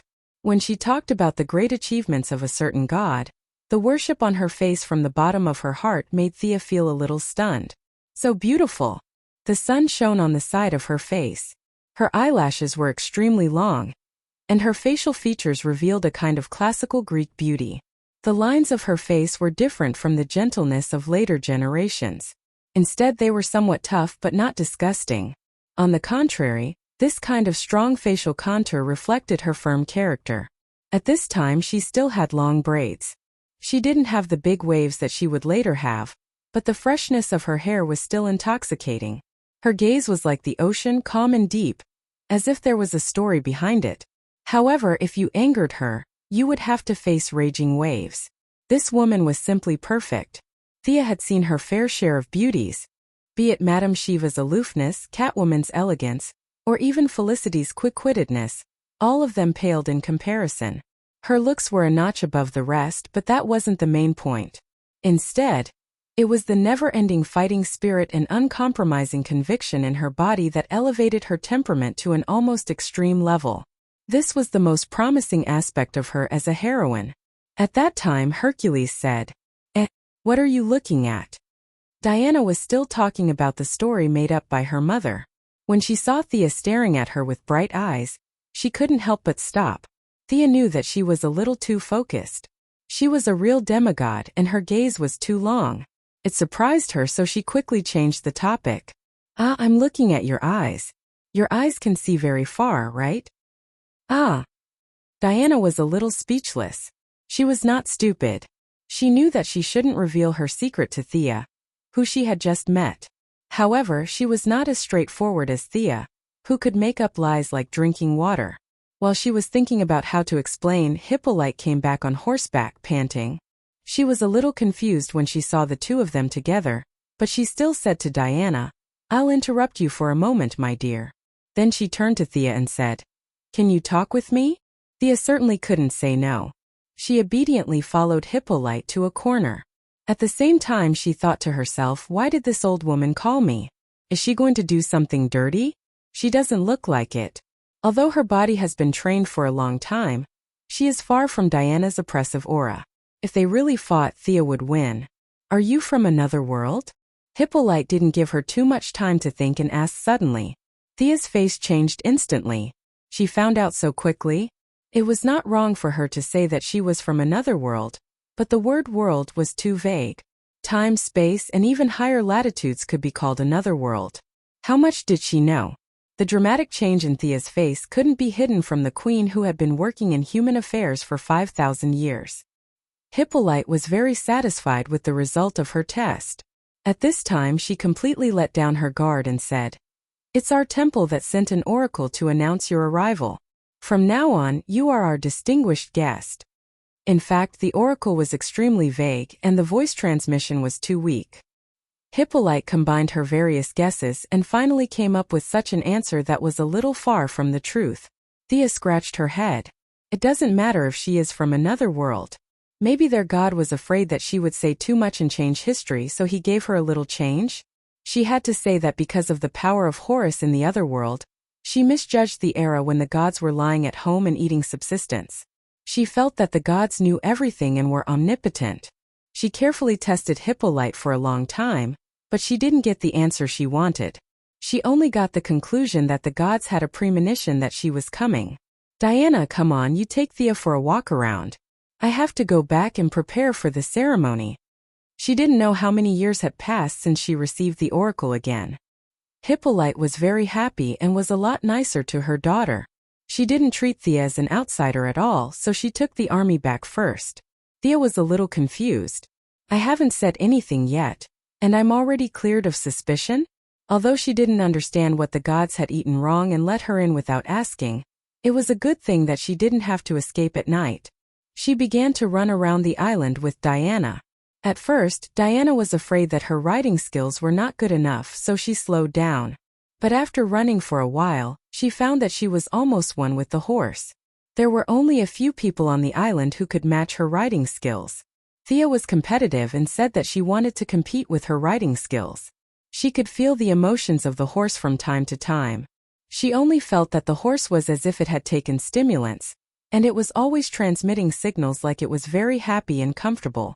In any case, they didn't need to run on their own. If you want to compete, then so be it. The 2 men and 2 horses began to run in circles around the island. Chapter 188. After half a lap, Thea automatically slowed down her horse. She could tell that Diana was an excellent equestrian. Besides, the horse she was riding was much better than hers. She would be asking for trouble if she wanted to race with her. Thea did not need to be so outstanding. As she slowed down, Diana slowed down and started to introduce some landmarks to her. The total area of Paradise Island was quite large, but the central residential area was much smaller. There were only a few simple buildings, a temple, a sacrificial square, a training ground, and a residential area for the warriors. Thea rode her horse slowly. She saw that all the women were training hard, such as javelin throwing, fighting, and archery, which Thea was most familiar with. Is there no one on your island who is involved in production? She went around the island but did not see a single farmer or herder. Everyone was busy practicing martial arts. When they met their relatives, they would use muscle break, and when they greeted their friends, they would use shield bash. Thea was not used to this kind of daily communication. Production? Are you talking about animal husbandry? I've read a paper written by Dr. Michel in 1915 about animal husbandry and professional feed. Thea crossed her arms and listened to Diana's long speech about how to raise chickens, ducks, and geese, and how to plan the site systematically and scientifically. She was speechless when she heard that. It was obvious that this girl had been stifled for a long time. She clearly had the potential to be a scholar, but she was reincarnated into a place where people use their fists more than their brains. It was not appropriate to interrupt her directly, so she had to listen patiently. Diana talked a lot, from climate to soil and water to environmental factors. Finally, she concluded, the food on our island is provided by God, so we don't have to waste our energy. Well, Thea's face twitched. To put it nicely, this girl was simple-minded. To put it bluntly, she was simple-minded.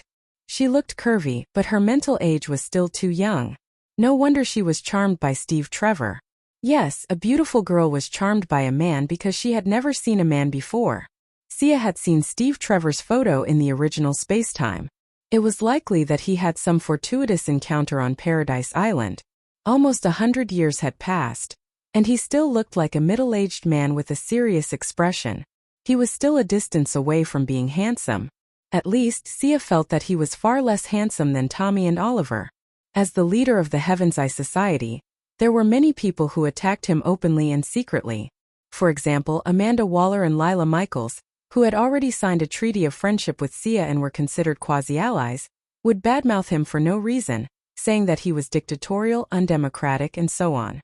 Thea was more or less affected by it. Now that she thought about how such a white lotus had been bitten by a pig, she was even more upset. She was still a child. How could you do that? Steve Trevor must die. Well, I can't affect history. When the time comes, I'll just hide with Diana as far away as possible. Even if I meet him, Thea will do her best to break them up. Diana didn't know that Thea was thinking about her marriage. Looking at her solemn face, she thought that she was thinking about what she said about animal husbandry. For the first time in her life, she felt the joy of being valued. She happily pulled Thea and continued to walk around. The 2 girls walked around the island for the whole afternoon and finally rushed back to the residential area before dinner. For people who were used to modern sound and light effects, this almost primitive style of sacrificial ceremony was indeed a little different. All the residents of the island participated in this bonfire party to prove that the gods were still paying attention to them. Looking at them singing ancient battle songs and waving their limbs enthusiastically, Thea was a little sad. They probably knew that the gods had fallen, but they still had a little bit of hope in their hearts. Now that they had received the exact news, they could no longer suppress the excitement in their hearts. This was a kind of redemption of faith, excitement and joy. But in this grand ceremony, there was still a trace of disharmony. She's over there. She's sitting on a stone chair and wearing red clothes. Artemis, that's not good. She's the queen's guest. A few chaotic voices entered Thea's ears. Red clothes? Thea didn't need to look around to know who they were talking about. Within a 10-mile radius of this island, she was the only one wearing red clothes. Sure enough, there were idiots everywhere. Paradise Island was not a paradise. Just as she was wondering which weakling was here to pick a fight, a black tower-like figure stood in front of her. Her voice was not loud, but her words were not friendly. Outsider, don't think that today's sacrificial ceremony is held for you. This is our tradition, do you understand? Her voice was slightly suppressed at first, but as she spoke, her voice became louder and louder. Who is this? Thea squinted her eyes and looked at the humanoid creature standing in front of her. Oh my God, this is too scary. It was already night. Although many torches were lit, the light was still flickering. At first, Thea did not notice this person when she first walked up to her. It was not until she spoke that she realized that there was a living person standing in front of her. This person was too dark. But under the light of the fire, she found that she was not the kind of black people on the African continent. After all, it was still strange for a black person to be mixed in with a group of white Amazons. She did not know if this person was born with dark skin or acquired it after being tanned. At night, her body reflected the oily light, revealing a body that was considered exaggerated even among men. There were 4 or 5 women behind this strong woman. When they saw Thea's eyes, they avoided her gaze. You are. Thea never avoided challenges. On the contrary, she had the courage to face any challenge, but she did not want to be used as a tool for nothing. She did not believe that the person who instigated this fool to come here did not have any political demands in the dark. It was nothing more than the grievances accumulated over the 5,000 years of Hippolyte's rule. Now that they had found an outlet, they wanted to defeat her and attack the political prestige of the queen. Alas, Thea sighed. Sure enough, humans were the most complicated animals. Whether they were born naturally or made of mud, they all had this bad habit. The strong woman clenched her left hand into a fist and slapped her almost muscular chest. I am Artemis. Thea was stunned for a few seconds. Haha. I'm dying of laughter. She laughed until she was out of breath and pounded on the stone table in front of her. She wasn't trying to provoke him. She really couldn't hold it in. Artemis was the legendary goddess of the hunt and the moon. Although she wasn't as beautiful as Aphrodite, the goddess of love, she was still one of the most beautiful women in the Greek pantheon. In the afternoon, Diana had told her that they had a tradition of giving the name of a god to someone in their tribe as a recognition, but Thea really did not expect that the name of the beautiful goddess of the night would be given to this charcoal head. Chapter 189. No matter how she looked at the person in front of her, she did not fit the image of someone who walked through the forest like the wind, quiet like a virgin, and moving like a fleeing rabbit. You guys think that God is not completely dead yet, so you chose this person. You guys are trying to anger him to death, aren't you? Thinking of this, Thea could no longer hold back her expression. She pointed at the brawny woman's dark face and laughed. Her provocation had achieved its desired effect. The brawny woman was so angry that she gritted her teeth. Her already huge eyes almost popped out of their sockets. She pointed at Thea with trembling lips. You. She could not finish her sentence for a long time. Thea laughed for a while and recovered some of her emotions. She covered her mouth and lowered her head. Sorry, I'm not laughing at you, haha. I'm really not laughing at you. Her explanation was insincere. The Amazons were simple, but they were not fools. Me? The brawny woman thought for a long time but could not figure out what to do. At this time, someone behind her hesitated and whispered a few words in her ear. The brawny woman's expression changed drastically. However, under the persuasion of her companions, she still said to Thea with some hesitation, I want to launch a divine name challenge. I bet on my divine name. According to the rules, you must accept the challenge, outsider. Artemis, what are you doing? Thea is not one of us. She is not bound by the rules of the tribe. Before Thea could answer, Diana, who heard something unusual, had already separated the crowd and walked over. After hearing the brawny woman's words, she was a little surprised and then angry. What do you think the honor of God is? Is this something that you can bet on? Diana's last few words were a little loud. They involuntarily attracted the attention of the Amazons who were still singing and dancing nearby. A few people around her stopped dancing instantly, wanting to see what was going on. Under the collateral effect, the surroundings quickly quieted down. They looked at each other, gathered in 2s and 3s and whispered to each other, exchanging what they knew about the incident. At this time, the tanned woman was also a little regretful. However, the arrow was already on the bow, and there was no way back. She would rather break than admit her mistake. She might as well kill her. At this point, she could only persevere to the end. She straightened her neck and looked at Diana without showing any signs of weakness. This is the right that God has given me. I will bet everything I have, my life and honor. The tanned woman had completely calmed down at this point. She looked at Diana with a burning desire to fight. This made Sia a little confused. Is he challenging me to a duel? Why are you looking at Diana? Could it be that the tradition here is that whoever comes to mediate a fight should beat up the mediator first? What a delightful tradition. She crossed her arms and didn't say anything. After staring at Diana for a long time, the tanned strong woman finally remembered who she was. She looked at Miss Thea unhappily. What is the challenge? Thea definitely wouldn't back down. Looking at the black woman's strong physique, she knew that it wouldn't be a competition of advanced mathematics or programming, but she still had to ask. Wait a minute. Hippolyte interrupted their conversation in a timely manner. Although Thea's magic was now sealed, her spiritual power was still there. She had long discovered that the queen was hiding in the distance and watching them. She didn't jump out until the situation was almost out of control. Fortunately, the people here were simple and honest, so they didn't shout "Long live." Sia also followed the crowd and bowed slightly as a greeting. Artemis, do you know what you are doing? Hippolyte looked anxious, just like a good queen who loved her people like her own children. For Sia, who followed Moira every day, this expression was too familiar. It was the kind of expression that gazed at you with care, but in fact, she was cursing you in her heart. Why didn't you just die? But the simple Amazon people like this.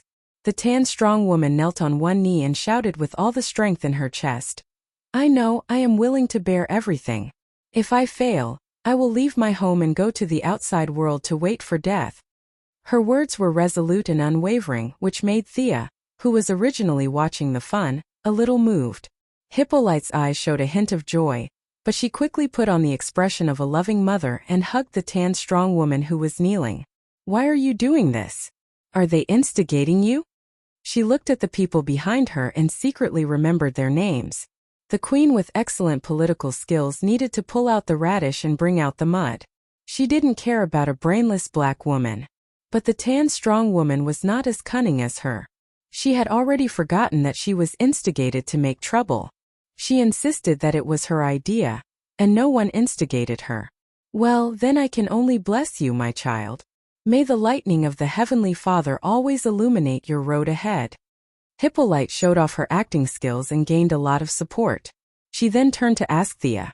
As a respected guest, it seems rude of me to say this, but are you willing to accept her challenge? If you win, you will get the divine name of the moon god. At that time, you will be our sister, and we will be inseparable. I'm willing. Thea couldn't back down. As for what would happen if she lost, she didn't think about it. According to the tanned strong woman, if she lost, she would have to leave the island. For them, leaving the island was more important than losing their lives. But for Thea, all that was left was he. In order to take care of the feelings of the people on the island, Hippolyte couldn't support her publicly. She secretly gave her a look that said, I'm very optimistic about you. As for winning or losing, she didn't care about it. No matter what, it was beneficial to her. Hippolyte then left with a few guards. Thea, you shouldn't have agreed. Diana, who was now a friend, waited for the crowd to disperse and said with some urgency.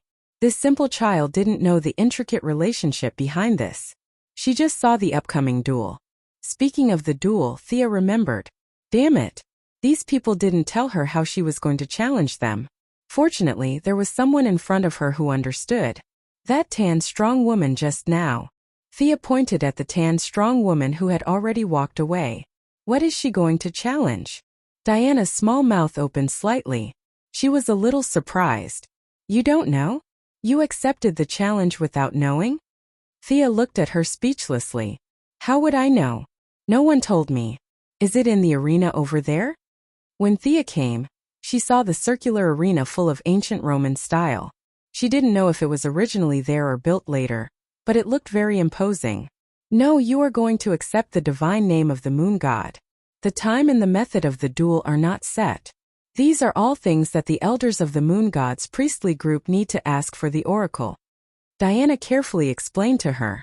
What are the elders of the priestly group? Everyone here looked the same, and she couldn't use the eye of Horus to observe them. She really couldn't remember if she had seen these old women before. Chapter 190. Since Diana didn't know either, Thea decided to put the matter aside. As for the oracle, who are you kidding? Why did you find such a dark and strong guy with the name of the goddess of the night above his head? Is this a god's approval? Most of the competitions were arranged by a few old guys according to the conditions that were favorable to them. You guys can just bully the goddess who can't move and use the name of the gods to fool her.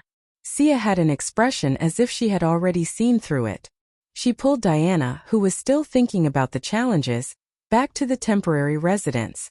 Diana, who was a warm-hearted person and also wanted to know what the outside world was like, told her mother and moved in with Thea.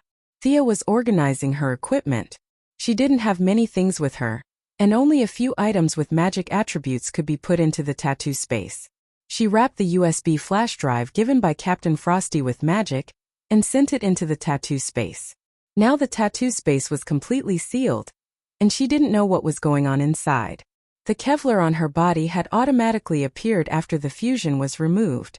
The skateboard had been conveniently placed in the pocket of her combat suit at the time, and the mechanical arm had also been disguised as an accessory. These pieces of equipment had all escaped the disaster. The only pity was that the bow and infrared glasses that had been with her for almost 2 years were lost in the explosion. She was deeply regretful. Just as she was lamenting the lack of space, Diana came to her with a few sets of clothes. Is this for me? Thea raised the linen robe in front of her and looked at it carefully. It was just ordinary linen clothes, the kind that could be worn by any body type. The process of changing clothes was actually the process of taking off the combat suit. Diana exclaimed, "Oh, this is underwear, right? I've only seen pictures of it in books. It looks very smooth. Let me touch it. Hey, don't run away." Thea didn't expect to be teased by Little White Flower. She was a little depressed. She quickly put on the clothes that looked like a sack and tied a cloth belt around her waist. Where are we going? The two of them left the residence with Diana leading the way. The two of them slowly walked through the neighborhood. When they arrived at the entrance of a cave, Thea could not help but ask. If she didn't know that this woman was the future Wonder Woman, she would have thought that she was going to do something shady. What was she doing in a cave at night instead of sleeping? The bathing pool was given to us by the gods. Don't you outsiders take a bath? I heard that the Black Death is everywhere. Before Diana could continue her tirade, Thea quickly interrupted her. Stop. There's no more Black Death outside, and we also bathe regularly. Thea could see through her. This girl's curiosity about the outside world was so strong that it was about to explode. The more curious she was, the more her mother would not allow her to go out. She could only desperately read those messy books, and this vicious cycle made her even more curious. She sighed. Her destiny was definitely outside, and this small island could not bind her. Her mother must have realized this as well, which was why she allowed her to fool around with her. Not long after they entered the cave, they saw a pool of clear water. However, it looked a little green against the stone walls of the cave. Diana was dressed very simply, or rather the entire Amazon tribe was dressed very simply. She took off her half-body armor, tugged on her skirt and swung her shoes. There was nothing else. Her beauty was indeed amazing. The gods' blessings made her body reach the peak of human beauty. Despite Thea's many adventures, she was still not as beautiful as Diana. Her body was even more tragic, so it was better not to mention it. Seeing that an ancient person like her was so honest, as an open-minded person from the 21st century, there was nothing to be shy about. Thea took off her clothes that were like a sack, undid her underwear, and tested the water temperature. It was not as cold as she had imagined. Instead, it had the fragrance of plants and the slight warmth of a hot spring. Not bad, you Amazons really know how to enjoy life, Thea said as she unconsciously turned to look at Diana. However, she almost fell into the pool. At this moment, the honest beauty was holding her underwear and gently touching it. She seemed to feel that it was not bad and even brought it to her nose to sniff it. Just as she was about to taste it with her tongue, Thea snatched it away. Diana, this is very personal. It's rude of you to touch it like this. Oh, I'm sorry, but you smell really good. Are all outsiders like you? Diana immediately admitted her mistake, but she still asked curiously. The two beauties were standing and chatting so honestly, and they were even talking about a very serious topic. This scene was not harmonious at all. Thea quickly pulled her into the pool until her body was completely submerged in the water. She felt inexplicably relieved.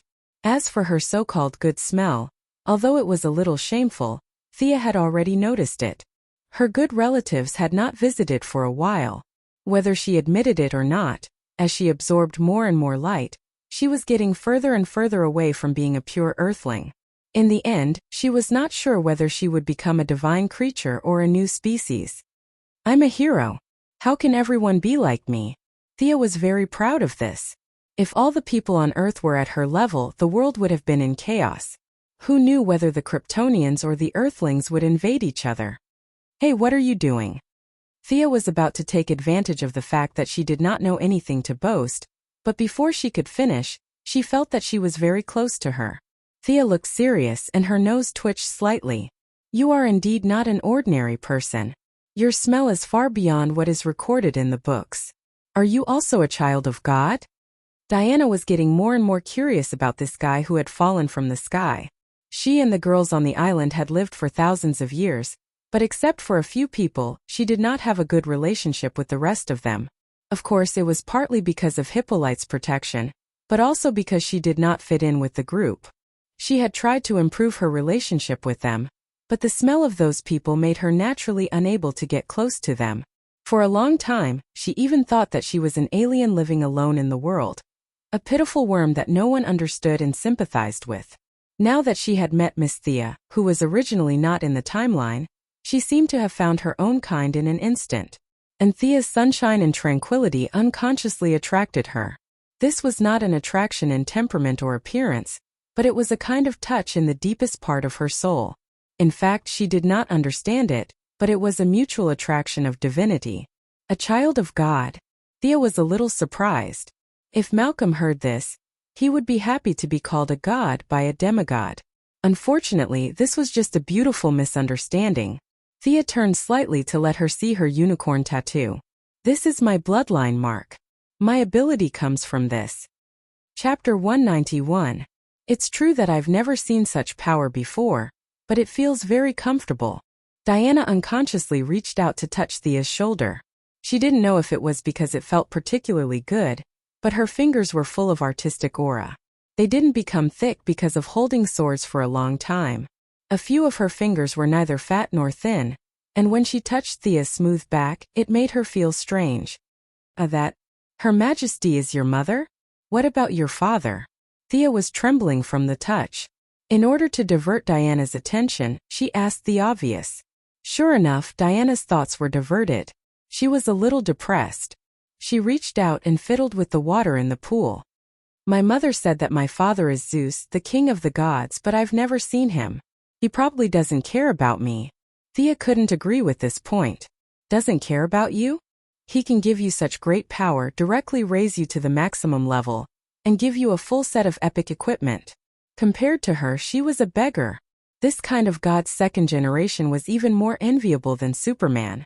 Superman's father had left his son a cape that looked cool but was actually a hindrance. The equipment that Boss Zeus had given Diana included attack, defense, escape, and control equipment. It could be said that all of them were practical. He was definitely her biological father. Your father must love you. Thea didn't dare to say more. What about your parents? They must be very good to you. Your aura is so bright, they must be a good couple. Diana obviously didn't want to talk about her situation, and changed the topic to Thea. My parents? They are very good to me. Yes, they were good to her. Of course, if you ignored Malcolm's cold-blooded killing and Moira's lies, then they must be good people. Diana was very curious about the structure of families in the outside world. She asked in a very open voice, Were you born naturally through the union of your parents? Thea's face turned green. What do you mean? Could it be that I was picked up? This girl is too bad with words. She could only reluctantly answer. It's like that outside. Did you see them when they were having intercourse? What is it like? Oh my God. Zeus save me. Thea was about to break down. How could I see it? No matter how open Europe and the United States were, there was still a limit. Thea could only shake her head with an ugly expression. However, she soon realized that Diana's question was extremely profound, and her understanding was too narrow. What I mean is, how was life first conceived? Did it really grow out of his body? What was it like when you were first born from your mother's womb? She touched her smooth belly with a look of disbelief on her face. Thea really doesn't know how to answer her more and more off-topic questions. Nowadays, except for those who travel through time, who has seen the scene of their own birth? Fortunately, she was quite knowledgeable. She rambled on about the origin of living things to Diana. If someone were to eavesdrop on them, they would definitely think that two expectant mothers were discussing the problem of giving birth. In fact, they were light years away from that stage. The two sat in the pool very honestly and talked about the process of the birth of life. Halfway through, Diana compared the theories she read from many casual books with Thea's explanation. She found that what the books said was very accurate. Thea was a little speechless about the books that she was holding on to. What's the point of just talking about theories? The most important thing is to combine theory with reality. Come lie down, I'll tell you the truth. Indescribable scenes floated past. The two returned to their room refreshed. Thea was like a caring sister who kept answering Diana's various questions. Fortunately, the original Thea was quite good at her studies. The fusion transmigrator also read more books. She could barely cope with Diana's questions from the sky to the sea. Later on, Thea's head became heavier and heavier, and she fell asleep in the midst of the endless questions. Thea, get up, do you people from the outside world all sleep like you? Diana woke up early and found that she was still asleep. She did not disturb her. According to the tribal practice, she went out to practice martial arts and went through a lot of trouble. After breakfast, she came back and found that Thea was still sleeping. The quality of sleep was too good. We shouted loudly outside, didn't you hear us? Thea sat up in a daze. She did not feel that there was a problem. How many young people did not like to sleep? Besides, her physique was the type that would grow naturally even if she did not exercise. There was no need for her to train in the hottest days of summer or winter. Before she finished yawning, an old woman in a robe walked out from behind Diana. Miss Thea, good morning. It seems that you had a good rest. This morning we will hold the first competition of Artemis in the square. You must maintain your strength. After that, the old woman patted her on the shoulder as if she was concerned. She left the hut with a smile on her face. Diana was also a little confused about the old woman who came and left in a hurry. She did not wait for Thea to wake up and ran away after saying a few words. She said it too simply. She didn't tell you what the competition was. This is against the rules. Thea waved her hand. This old woman was obviously an opponent of Hippolyte. She was just skirting the boundaries of the process. Did she mention the process? She said it. But she did not say everything. At most, she would say that she was not meticulous in her work. There was no big problem. But her purpose was very vicious. She was determined to teach Thea a lesson and finally destroy the reputation of Diana's mother. Thea was quite familiar with this kind of method. This kind of workplace method of making things difficult for others was a bit unpresentable. However, although she was familiar with it, she was definitely unhappy. She thought to herself, "Old woman, I'll remember your face. Just you wait. In a few months when the Germans come, I will not save you even if you die in front of me." After putting on her clothes, she pulled Diana, who was still angry. "Let's go. Take me to breakfast first." When they arrived at the cafeteria, Thea was a little uneasy. This group of people was too explicit. They did not even leave breakfast for her. They used the excuse of exercising too much in the morning and finished it all. "If you want to eat, come early tomorrow. We are militarized. That's it. You can do whatever you want." Fortunately, Thea was not an ordinary person. She did not feel hungry even if she did not eat for 10 days or half a month. Her daily consumption was various kinds of light in her body. Now her absorption ability was banned, but her body was still there. Thea missed the breakfast on the Wave Rider very much. No matter how unpleasant Gideon was to her, he did not say that she should starve. Sure enough, the worst thing these days was people. Whether they were born naturally or made of mud, they were all bad. No wonder those artificial intelligences wanted to destroy the world after awakening. People were so bad that even machines could not stand it. If you don't want to eat, then don't eat. Thea angrily followed Diana to the square. Chapter 192. This was the second time Sia had come to their tribal square. Unlike the grand celebration last night, the square was filled with a solemn and dignified atmosphere. It was about the size of 4 football fields, and the ground was paved with green bricks. When walking on it, one wouldn't feel uneven at all, as if it was flat ground. Needless to say, this must be the work of the gods who had nothing better to do. The people here regarded fighting as glory and labor as a disgrace. They would not even pick up the fallen soy sauce. This road was definitely not built by them. At least, Thea did not see any excavators or other engineering equipment here. With their productivity and values, how could they build such a flat road without the intervention of divine power? There was no rostrum at the scene, and no one was playing the athlete's march. There were only 2 participants. Thea saw a strong woman standing straight as soon as she entered the square. The woman was about 1.8 meters tall and was the second tallest woman after Diana. Her muscles were like cast iron. Her eyes were closed, and her nose was slightly trembling. It was obvious that she was very nervous now. Thea did not care. She did not care about the name of the gods at all. Seeing Hippolyte standing in the middle, she went forward to greet her out of courtesy. "Your Majesty, how was your rest? Diana did not disturb you, did she?" At this time, Hippolyte was full of smiles. She took her hand and chatted with her for a while. Then she turned her head and introduced her to her. "This is my sister, Diana's teacher, Antiope." "Oh, Wonder Woman's teacher." Thea looked at the capable middle-aged woman and bowed slightly. "I've heard a lot about you." Antiope frowned. "Miss Thea, do you know martial arts?" It could not be helped. After the awakening of her sorcerer bloodline, Sia was too deceptive. Her muscles were not obvious and people would only think that she was working out.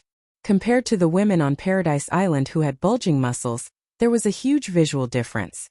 Thea was a little embarrassed to answer her question. When she was wandering around with Diana, she had seen the female warriors on the island practicing martial arts. Of course, they did not hide it from her. Their martial arts were very skillful and simple. Perhaps it was because of their immortality, their individual foundations were very solid. Whether it was archery, combat, or various combinations of swords and shields, they used them very well. However, their fighting style was too ancient. Modern society had been developing for thousands of years, and countless elites had added their own understanding to their fighting style. Although their lifespan was not as long as the female warriors of Paradise Island, their fighting knowledge had been passed down from generation to generation. The accumulation of knowledge was terrifying. On the contrary, the Amazonian female warriors had become more and more conservative because of their infinite lifespan. If the fighting level of the outside world had improved by 4,000 years, they had only improved by 200 years. Thea was very confident in defeating them. If she didn't use any strengthening spells, she could defeat 5 to 7 female warriors with her bare hands. This was under the condition that their physical fitness was higher than that of human beings. If she activated all her technological equipment to recover her magic power, then they would all die. Now, in the face of Antiope's question, they directly answered that they were all a bunch of weaklings? Definitely not. She could only evade the question and say, "I practiced at home." As for what level they were at, they would see for themselves later. Hippolyte introduced her to the 3 middle-aged women in robes on the other side. One of them nodded to Thea with a serious face and ignored her. The other 2 were much more enthusiastic, and one of them was the woman who informed her about the competition in the morning. With Hippolyte's introduction, Thea knew that the 3 of them were priests of the temple. However, their miracles were rare now. The 3 priests were responsible for the daily worship of the 12 main gods of Olympus. Hearing this, Thea almost laughed again. "You are too impious. If there is no miracle, you will reduce the number of priests? You will arrange for the clergy to have secondary jobs?" Needless to say, it must be Diana's mother who did this. She changed the priests into warriors under her direct leadership. It would be strange if the remaining priests were of the same mind as her. Thea was really not interested in participating in this kind of traditional struggle between theocracy and royalty. This kind of thing could be seen everywhere in Europe's thousands of years of history. It was not rare. Thea chatted with a few leaders who seemed to be the leaders of the country, but in fact the population under their jurisdiction was not even comparable to a village. She stood alone and rested. She originally wanted to find a place to sit, but when she saw several village leaders standing under the hot sun, she could only swallow her words. As a quasi-military management, the people of Amazon gathered very quickly. Thea stood for less than 5 minutes, and a large number of female warriors had walked into the venue. They stood in rows and rows, ready to be quiet spectators. Everyone is here? Thea was curious. How many people were there? It was too inefficient to count them one by one. She secretly opened the Eye of Horus, glanced at them and instantly understood. 1,550 people. The people on the field just felt a chill and did not notice anything strange, but Diana stared at her eyes in surprise. What did she feel just now? Divine power. Although it was completely different from her divine power, the nature was definitely not wrong. That was the real divine power. Was this girl named Thea the child of God? Diana was a little confused. Hippolyte waited for everyone to arrive and loudly announced the start of the Divine Name Challenge. In fact, there was a bit of a logical problem with calling it a challenge. Thea was muddle-headed and was challenged, but the other party put everything on the line, and several village leaders acquiesced to the name of the challenge. There should have been a segment to introduce the two sides, nothing more than who this person was, what achievements she had, why she came to challenge, and so on. But now Thea was not one of them, and they did not know what advanced deeds Thea had done. Who knew if what she said was true or false? They could not use the truth lasso to extort a confession before the competition, right? That would be too disrespectful to the gods. They thought about it and decided to skip this step. Hippolyte motioned for everyone to be quiet and roughly told them about the past of Artemis. The Amazons all knew about it, but Thea didn't care. She just said a few words in a neutral tone. Then several priests pushed each other, and finally the cunning old woman that Thea saw in the morning walked out of the crowd and shouted, "Artemis is the goddess of the hunt, and her oracle tells us that the first game is javelin throwing." "Wow!" everyone exclaimed. Could not be helped. Although Thea was 1.7 meters tall, she was of average height among these people. Compared with the muscular women, she was definitely thin and weak. On the other hand, the dark-skinned woman was 1.8 meters tall, and her arms were as thick as Thea's thighs. She looked like a person with great strength. The basic conditions of this competition were clearly unfair. Chapter 193. Thea was well aware that these old fellows were up to no good. They had chosen the right time to do so. Normal people would not be able to sleep well on their first night in a new environment and guessing the content of the competition. However, Thea woke up naturally as if nothing had happened. Since their first plan did not work, they came up with a second one. They took advantage of the fact that she had just woken up and was not fully awake to call for a meeting. They even canceled breakfast in order to cause Thea to be mentally and physically exhausted. Then they called out the tanned and strong woman who had been recuperating for a long time to compete. Moreover, the opponent seemed to be good at throwing javelins. Looking at Thea's small arms and legs, and the opponent's tall and strong figure, there was almost no suspense in this competition. The worst priest looked at Thea with a smile. Although he looked kind, he was thinking about how to lead the topic to Thea when this outsider begged for mercy and quit. This bastard. Thea smiled and looked at the people around her who were pointing at her. She thought to herself, if this old thing was an employee of the Quinn Group, he would definitely arrange for her to go to Siberia to experience life. "Hey, can you?" Diana asked quietly when she saw Thea's indifferent expression. It was no wonder that she was worried. The anti-magic territory on this island was too strong. Thea was directly sealed. As a demigod, Diana was stronger, but more than half of her divine power was also sealed. She grew up in a high anti-magic territory, and did not realize how strong she was before she left the island. Thea nodded, of course, to show that she was fine. Just watch. Ever since she figured out the intention of these people, she equipped the mechanical arm under her battle suit. It fit her arm perfectly and was covered by her clothes. "You want to play dirty with me? I'll play with you." Originally, I wanted to have a fair competition, but they did not intend to play fair at all. Since they did not follow the rules of the game, Thea was ready to let them know what it meant to be strong. Time passed quickly, and a female warrior carrying 2 javelins arrived in front of several faction leaders. Hippolyte also didn't expect that these people would make such a low-skill competition. Although Thea's victory or defeat didn't affect her much, it was better to win than to lose. She picked up 2 javelins and looked at them. Not bad, they didn't tamper with them. When Thea and the dark-skinned woman stepped forward to take the javelin, she whispered to Thea, "Don't feel pressured. It doesn't matter if we win or lose." Thea responded with a bright smile. "Am I cheating? He still couldn't win?" Not to mention this Heidazhuang, even if Diana personally went up against him with such a strong anti-magic domain, she might not be as strong as him. The crowd automatically opened up a gap. Their meaning was very simple. You just have to throw it at a place where there is no one. Who's first? Thea saw that Heidazhuang was angry and didn't speak, so she could only ask. She couldn't throw it at the same time, right? The other party shamelessly insisted that she threw the javelin in the distance. Thea didn't want to explain, she would have to throw it again. Thinking of this scene, she felt that it was ridiculous. Moreover, this kind of scene with a large group of people watching was enough.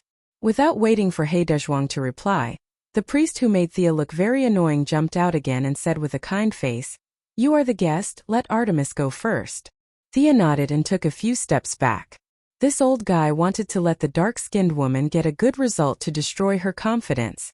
She waved her hand and motioned for them to go first. Because this was not a formal competition, there was no boundary on the ground. The referee's standard was the eyes of the audience. If you ran 2 steps, no one would say anything. Heidazhuang adjusted his breathing and raised his state to the peak.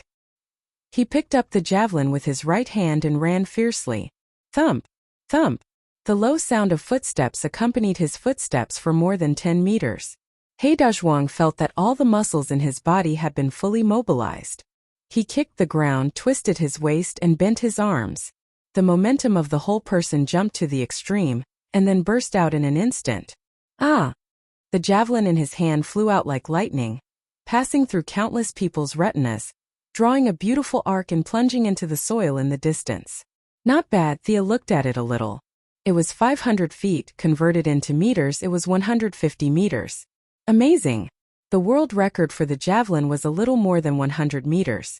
This guy easily broke the world record by 50 meters. This group of guys who were molded out of the earth really had a higher physical fitness than the human extreme value. The priests who deserved to be beaten probably knew this and proposed this competition. The surrounding discussion finally sounded at this time, and several priests on the high ground did not have the intention to stop it. Artemis, this is probably the best result in her life. Some of the people close to Heidazhuang said with envy, "I'm afraid that stranger is in trouble." This was a cynical remark of a neutral nature. The only one who had a good attitude towards Thea, Diana, was dragged by Hippolyte and did not participate in the discussion. Thea directly ignored the noise around her. A while ago, the major media in Star City scolded her miserably, but she was indifferent. These people's gossip could not shake her mind at all. What's more, she did not need any mind. The mechanical arm was fully powered, and the strength value was increased to about 5 tons. Heidazhuang could not even reach 1 ton. She could easily crush her. Hey? Why is this person throwing with his left arm? Left-handed. Her posture is so amateur. Has she never thrown before? The onlookers discussed with each other. Thea was also very helpless. She really did not practice the javelin. She had seen it on TV, but she had never touched it in reality. Moira's goal was to cultivate a lady. When she was young, she learned piano, yoga, and so on. Who would teach their daughter to practice the javelin? Old Ma and Miss Shiva were also skilled in martial arts. Perhaps the only person Thea knew who could throw the javelin was Batman. However, she had to put a question mark because she had never seen the old man use it. The surrounding people's discussion made her a little depressed. The tone of these people was completely like they were talking about a country bumpkin. This person has never practiced the javelin. Their tone was like saying that modern people had never touched the internet. Come on. Who in modern society would practice this? You guys are the country bumpkins. Automatically shielding the surrounding noise, she shook the metal javelin.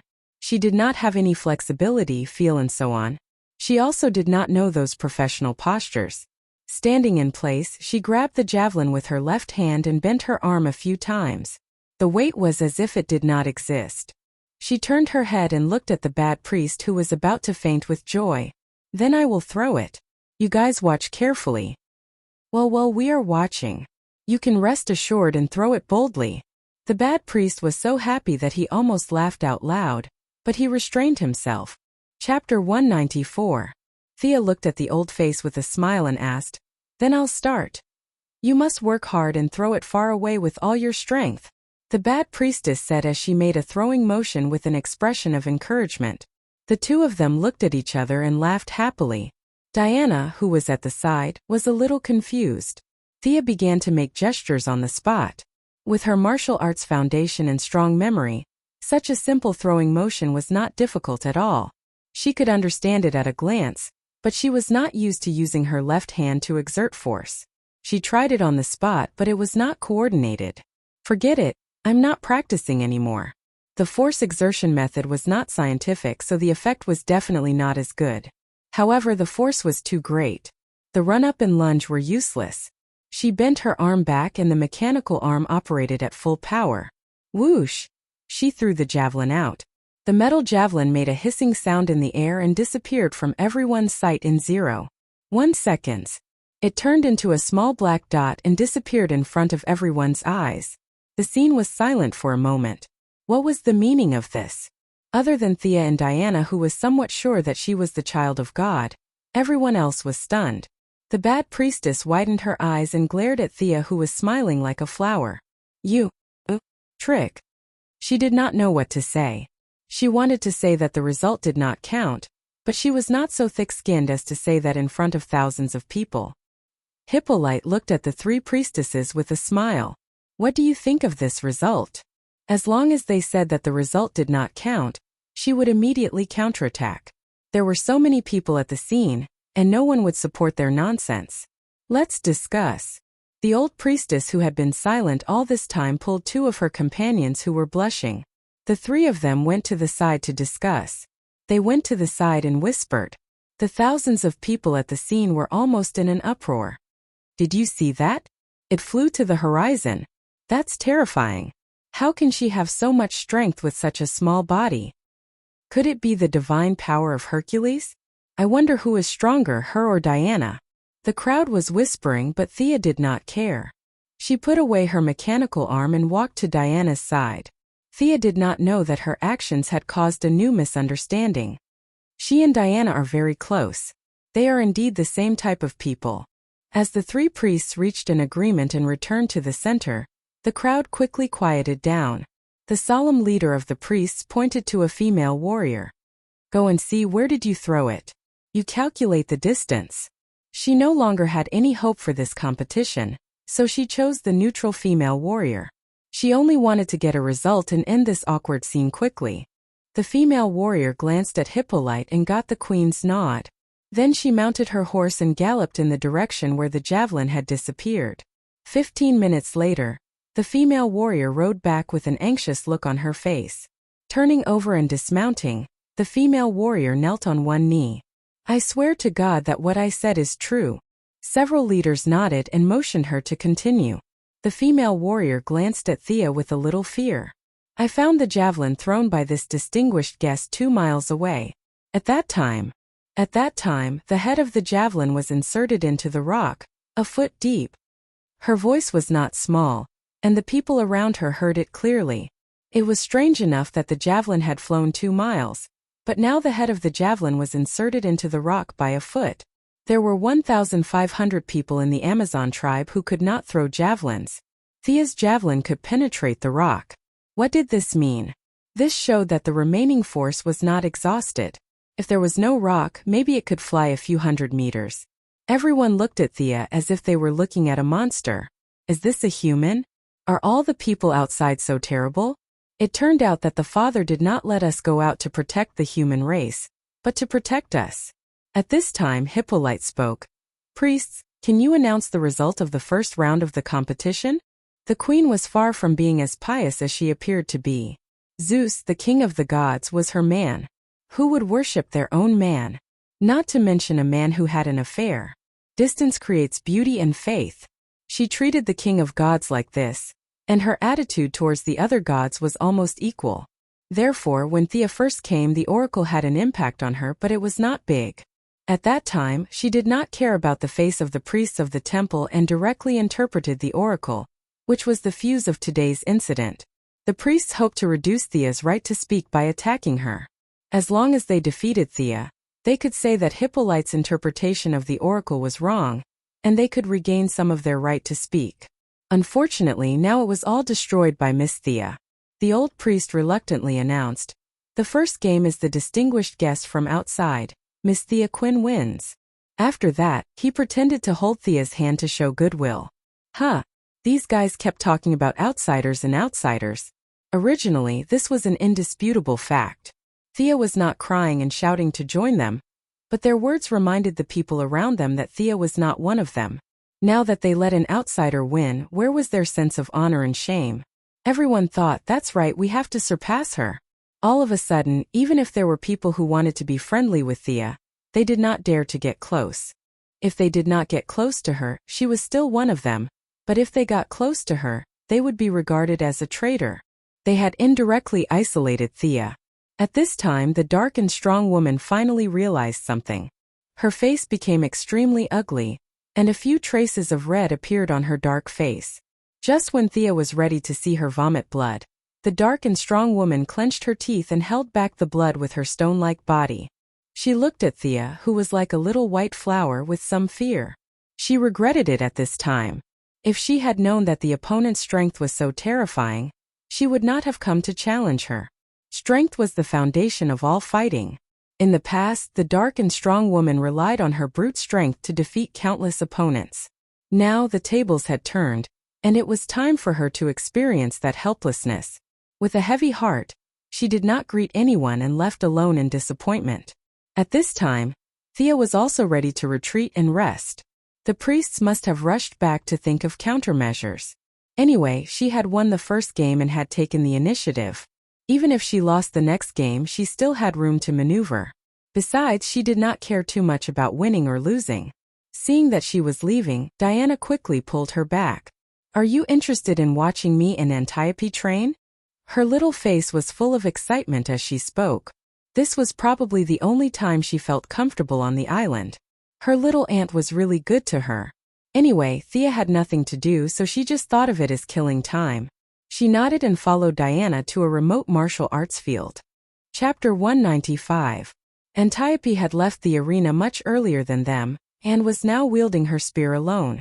She did not look surprised when she saw Thea following Diana. Diana must have told her beforehand. "Miss Thea, come and train with us." Antiope was very straightforward. Her words were resolute and impactful. "I'm just here to take a look." Thea looked at the dagger thrown to her in confusion. She wanted to refuse, but Antiope did not even give her a chance to speak. In fact, Thea did not dislike Antiope. Her straightforwardness reminded her of Lady Shiva in the past. Both of them were very pure people, much more to her liking than Diana's mother and those crafty priestesses. "All right then. How do we start?" Thea waved her sword. Their swords were shorter than the one-handed swords in the outside world, but they were heavier. Thea was now walking on a non-human path. If it were a normal person, they would definitely feel uncomfortable. Antiope, who was straightforward, made an unexpected suggestion. "A three-person free-for-all. Come on." Diana already looked like a future. She took a weapon from the rack. Of course, it was not a divine artifact. With a shield in her left hand and a sword in her right, she slowly approached the battle circle. Antiope continued to wield her spear. She stared at Thea and Diana's footsteps like an eagle, constantly paying attention to their footsteps and body movements. Seeing that they were very disciplined and had no intention of attacking first, Thea could only dance with her dagger. "Then I'll go first." She slashed her dagger at Antiope's neck. "You're very fast." Antiope used her spear to block the slash and praised casually. At the same time, she leaned to the side to avoid Diana, who was charging at her. Since it was a three-person free-for-all, Thea could not just attack one person. After her dagger was blocked, she took the opportunity to stab at Diana, who was running towards her. The latter blocked her attack with her shield. Thea kicked at Diana's lower abdomen and twisted her head to avoid Antiope's spear. The three of them had their own strengths. Antiope was the oldest, and her martial arts were almost perfect. Diana completely relied on her innate combat instincts to make up for her lack of experience. Thea stood on the shoulders of the humans who had accumulated thousands of years of fighting experience. Antiope represented the depth of martial arts, Diana the purity of martial arts, and Thea represented the breadth of martial arts. The three of them fought for 10 minutes to understand each other's level. In fact, it was mainly Diana and her aunt who had deepened their impression of Thea. No matter how they changed their moves, they were easily defeated and counterattacked. If it was not for the three-person free-for-all, either of them would have been defeated if they fought alone. The accumulation of thousands of years of human knowledge was not a joke. It was not that there were no people who could defeat the accumulation of knowledge of an entire society with their own strength, but they were definitely not the two of them. The situation gradually turned into a 2-on-1 between Diana and Antiope. This time Thea was a little overwhelmed. On the one hand, she was not used to using her weapon. On the other hand, her strength was also suppressed by Diana, so she was a little frustrated. Antiope saw that she was in a disadvantageous situation and quickly stopped attacking. She stood alone and left the battlefield to them. With one less person, Thea's strength was immediately displayed. Many of her moves were bold and unrestrained, but they were extremely lethal.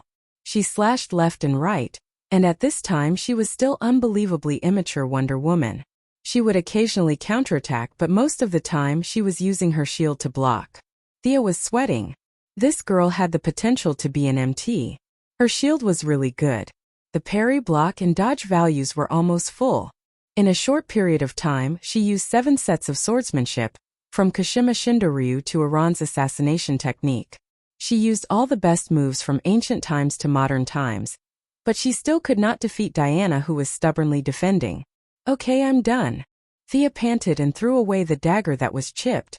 If she continued fighting, she would enter a tiring phase. It was meaningless. Besides, she did not eat breakfast. Although she was not hungry, her stomach was empty and uncomfortable. Diana excitedly took the shield and looked at it. There were countless scratches on it. The best way to repair this shield was to melt it down. "Your moves are really good. Did you come up with them yourself?" "How could I come up with them? They were accumulated over thousands of years by humans." No matter how thick-skinned Thea was, she could not say that she came up with them herself. "Why is it not written in the books?" Thea was a little embarrassed. How could these things be written in the books? It would destroy the stability of society. But this was not easy to explain. If she said so, Diana would definitely ask more questions. Then the three entered the daily teaching phase. It was mainly Antiope who taught Diana, and Thea watched from the side. But after watching for a while, she realized that something was wrong. The basic beliefs of the two were different. Antiope advocated offense, but Diana was good at defense. Maybe the idea of protecting in her heart was too deep, and there was always a sense of lack of aggressiveness. The two's teaching was stumbling. After a long morning, they finally said goodbye to Antiope, who was disappointed in them. Diana dragged Thea to eat. "Ouch." "Oh." Thea looked at the batter-like thing that was served and felt a little disgusted. "You're eating this?" "Yeah, we've been eating this for so many years. It's full, nutritious, and tastes good." Thea took a spoon and stirred it twice. It was disgusting no matter how she looked at it. It was a little too much to call it pig's food, but dark cuisine was considered a delicacy compared to this. She whispered to Diana, "When we leave the island, I'll treat you to a good meal." Diana was shocked. She looked around and saw that no one was paying attention to her. She whispered, "My mother won't let me go out." "What are you afraid of?" "Forget it, you're right." Thea wanted to just kidnap her and take her out. She started the skateboard and flew out in a minute. But after thinking about it, Diana only had the silver bracelet of protection on her now. It was indeed a little dangerous. Her epic equipment had been stolen by her mother. Unless it was absolutely necessary, she would not give it to her. It was better to wait for Steve Trevor to bring the Germans to wipe them out. Thea swallowed her original plan. She lowered her head and drank 2 mouthfuls of the batter. Bah! It's too disgusting. No wonder Steve had to leave after 2 days. It was purely because of this disgusting food that he was forced to leave. Thea was so angry that she instantly opened the eye of Horace. She scanned the entire cafeteria and found that everyone was eating the same thing.